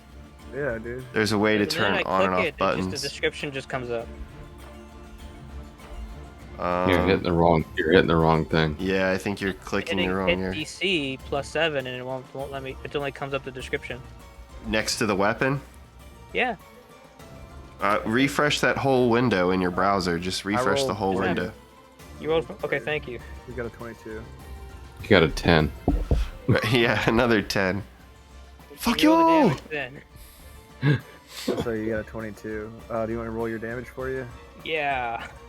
Are you hitting the red D20 or the actual number? I'm in the actual like +7. All right, so y'all want to know something creepy? Like you right click on it? Right click on it, and then you can. If you right click on it, Nothing's coming up. on the actual number, if you right click on it, Yeah, yeah. Uh, It just my I rolled a mouse right click. 24. Yeah, you need to refresh your browser, dude. Just refresh the tab altogether and go back into above ETT. Just roll the damage again. That'll be my turn. Okay. Well, your damage is. Oh, so you're hitting twice with your mace. Yeah. Okay. Y'all want to know something creepy? So as DM Thomas was saying, he was hearing clarinet music in his house. Yep. Sonata, our viewer, said that she was looking at the clarinet in the corner of her room. That is really creepy. Sonata, stop putting your witchcraft. She's in a my witch. house. I got witches. Witches. She's a witch. Does she float? Does she weigh as much as... Oh, That was Lord. weird. Yeah. Okay.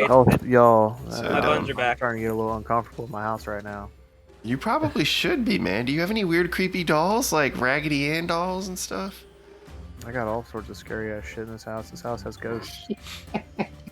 Oh, there we go. Let's see. What? Okay, my buns are back. I refresh. Hmm. Okay. So it's back. Okay, so 14 points of damage. Man. 14 points of damage. How do you want to kill it? I'm gonna bash it with a mace. All right. Don't get any of that poison goo on your face, though. It won't look well when your Bash whole it. jaw's You bash it paralyzed. real good. Face sags and you're drooling all over yourself. So you've completely obliterated these Grell. But Lesra is frozen, poisoned, and paralyzed in the room. Lesra, go ahead and roll a save. Let's see if you break out of it. Constitution saving throw.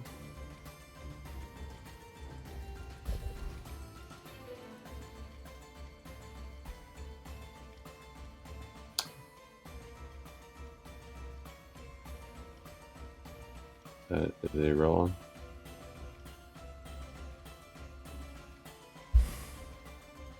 Jason.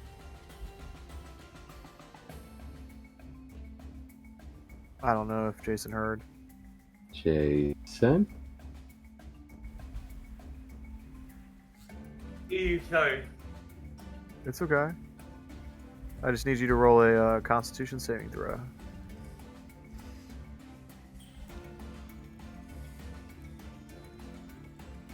Do I have to take window in?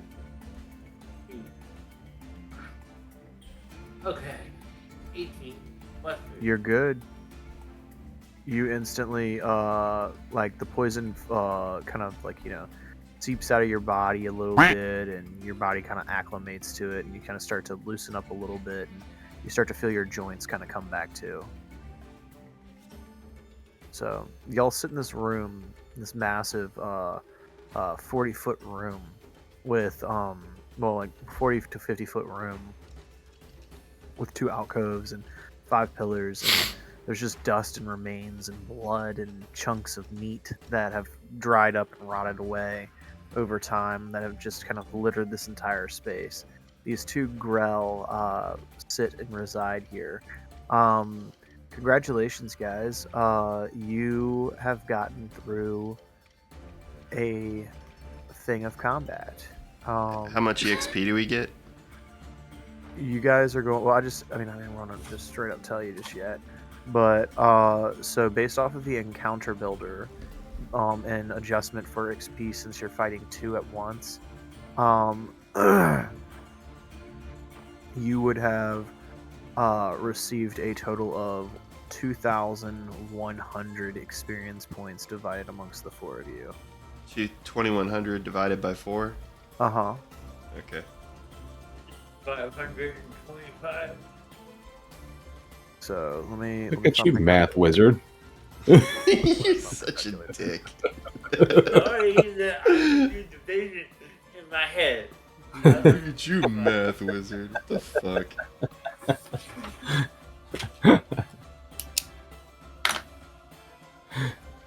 Did we level up yet?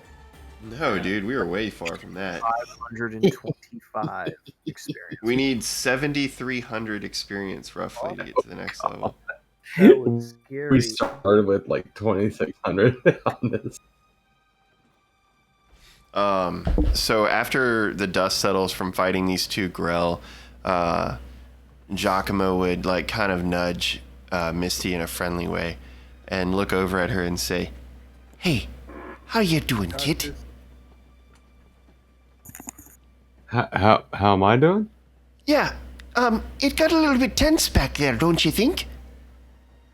I only got to attack once. I was a little mad about that. Oh man, I tell you what, we're in for some real struggle and surprises down here, I think. I don't think I've ever seen anything like that.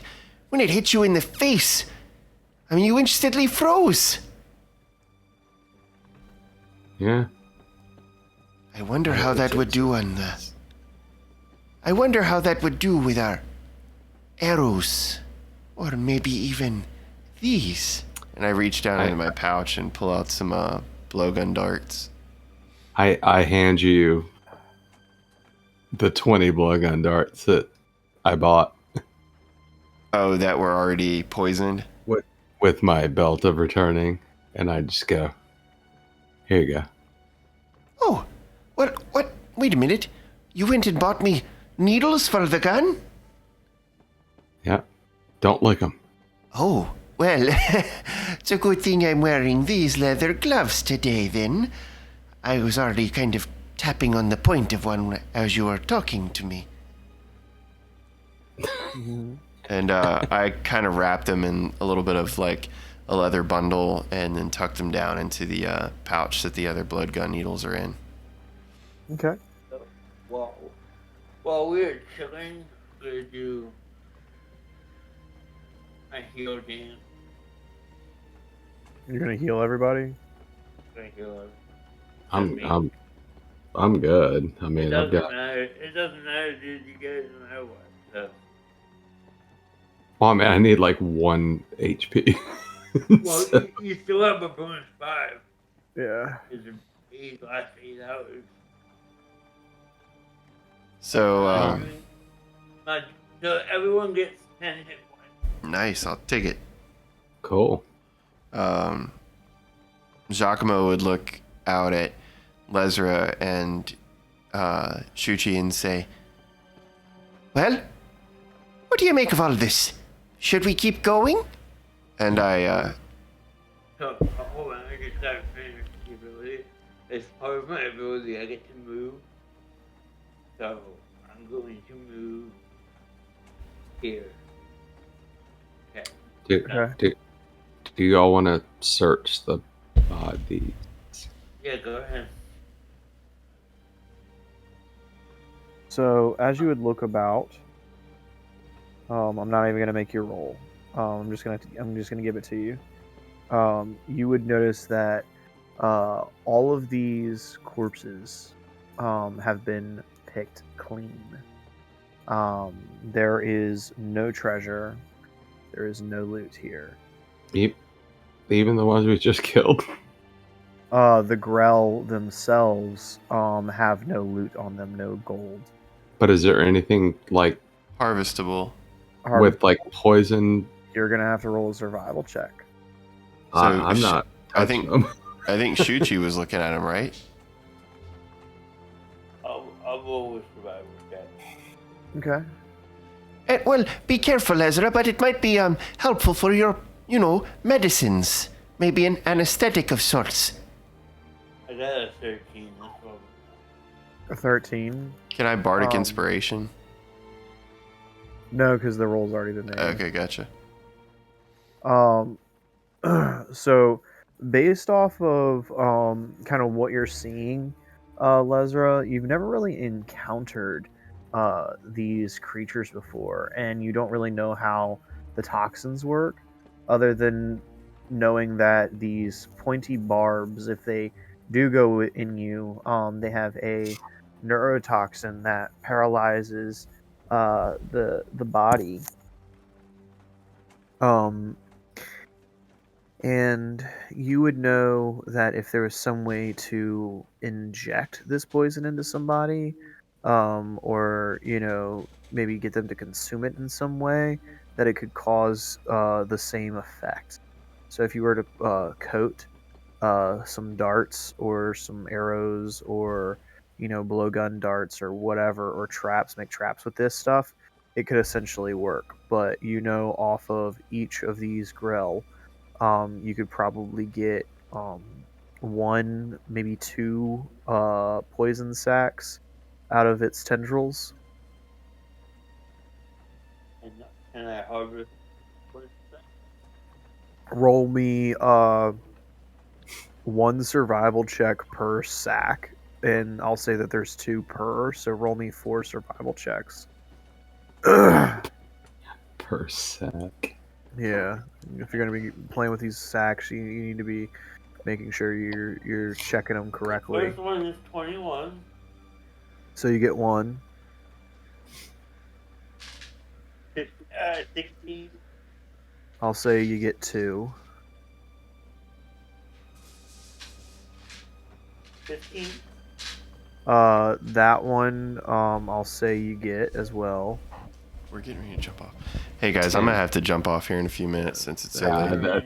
We're almost done. You get all. You'll get all 4, and Yes! each sack. I got 4 poison sacks.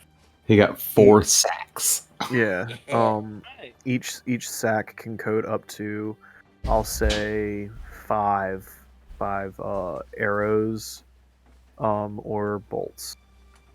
Cool. How about can I coat a blade? Yeah. Well, if you coat a blade, it's going to use a whole sack. Okay. I mean, I'm not going to. I was just quiet. Yeah, let's go ahead and And we'll go ahead and shut her wrap down. up game for tonight here. I was honestly gonna allow you guys to go just a little bit further if you felt like it. Well, I mean, it's Well, Yeah, I definitely have to jump off. I mean, if y'all want to go a room or two ahead on without me, that's fine. But I gotta jump off. Nah. Do you want to go back in the hallway at least? Yeah. Do y'all want to go back in the hallway? why don't we just hang out here? Yeah, That's we'll fine. just chill here. You can say your characters take a short rest or something. Yeah, that Yeah, works. let's take a short rest. So if you've got something like an ability that's a short rest, you can at least get Yeah, that. I don't out. Yeah, I mean, we're all maxed out at this point. Otherwise, Giacomo would do Song of Rest. Yeah, I don't need to do I'm anything. gonna take a short rest. I'm gonna use Yeah. hit die since I don't I'll get just- to heal myself. Okay. I'll just keep watch over everybody. And yeah, let's go ahead and end it. Yeah. So for everybody still watching and sticking with us, thank you, Sonata. We really appreciate you sticking around. We appreciate Painfulest. We've got Small Streamer, DS Server. We've got Vadix. We've got Painfulest. We've got Leestrom and Caxipis 06. So an Action Shin. Thank you guys for sticking with us and watching us tonight. We really, really appreciate you guys and all your support. And we hope to get to see each and every single one of you next week on Monday for our game of Dungeons of the Mad Mage. Come on and check out our other games that we've got going on Thursdays. and our Vampire the Masquerade game is now switching from Wednesday to Tuesday due to work complications with with our DM. And this Thursday we don't have a game, right? Yeah, this No, Thursday is no game. So, yeah. So just kind of keep your eye out, see what's going on, and stay tuned for our next one. And we hope to see you next time. What the guess. hell? What? Now he finally rolled. Look, it rolled a 20. Roll it again. Do you get another 20? No, now it's... No, that was literally my odds. That was literally my odds. I literally rolled Wow. like 6 4s. Oh my god, dude. Go play them foes in the lottery for show. Yeah, you need it like for you, dude. You just need to go get a Powerball, lottery Mega Millions, ticket. something. Yeah, just Shit. do all fours. Oh Four, four. Maybe 110 in there. I'm just gonna assume I needed that refresh. I'm just gonna assume that was it. Clear your Yeah. browser cache, dude. Yeah. DM, how much do 4 Venom sacks weigh? So one venom sack weighs about a pound. Let's And please be aware, guys, that weight it does have a factor. Everything that's- should. Like, that's please why- turn your weight ratios on and everything. That's why I asked. all right. It's almost 11, so let's All right, do it. everybody. Good night, everybody. Thank you for keeping up with us and seeing where this crazy adventure goes. It was a fun game. I'm excited to see what you guys do for the next time. Y'all explored a lot more than I thought you were going to. We still have to figure out My who that guy God. was we were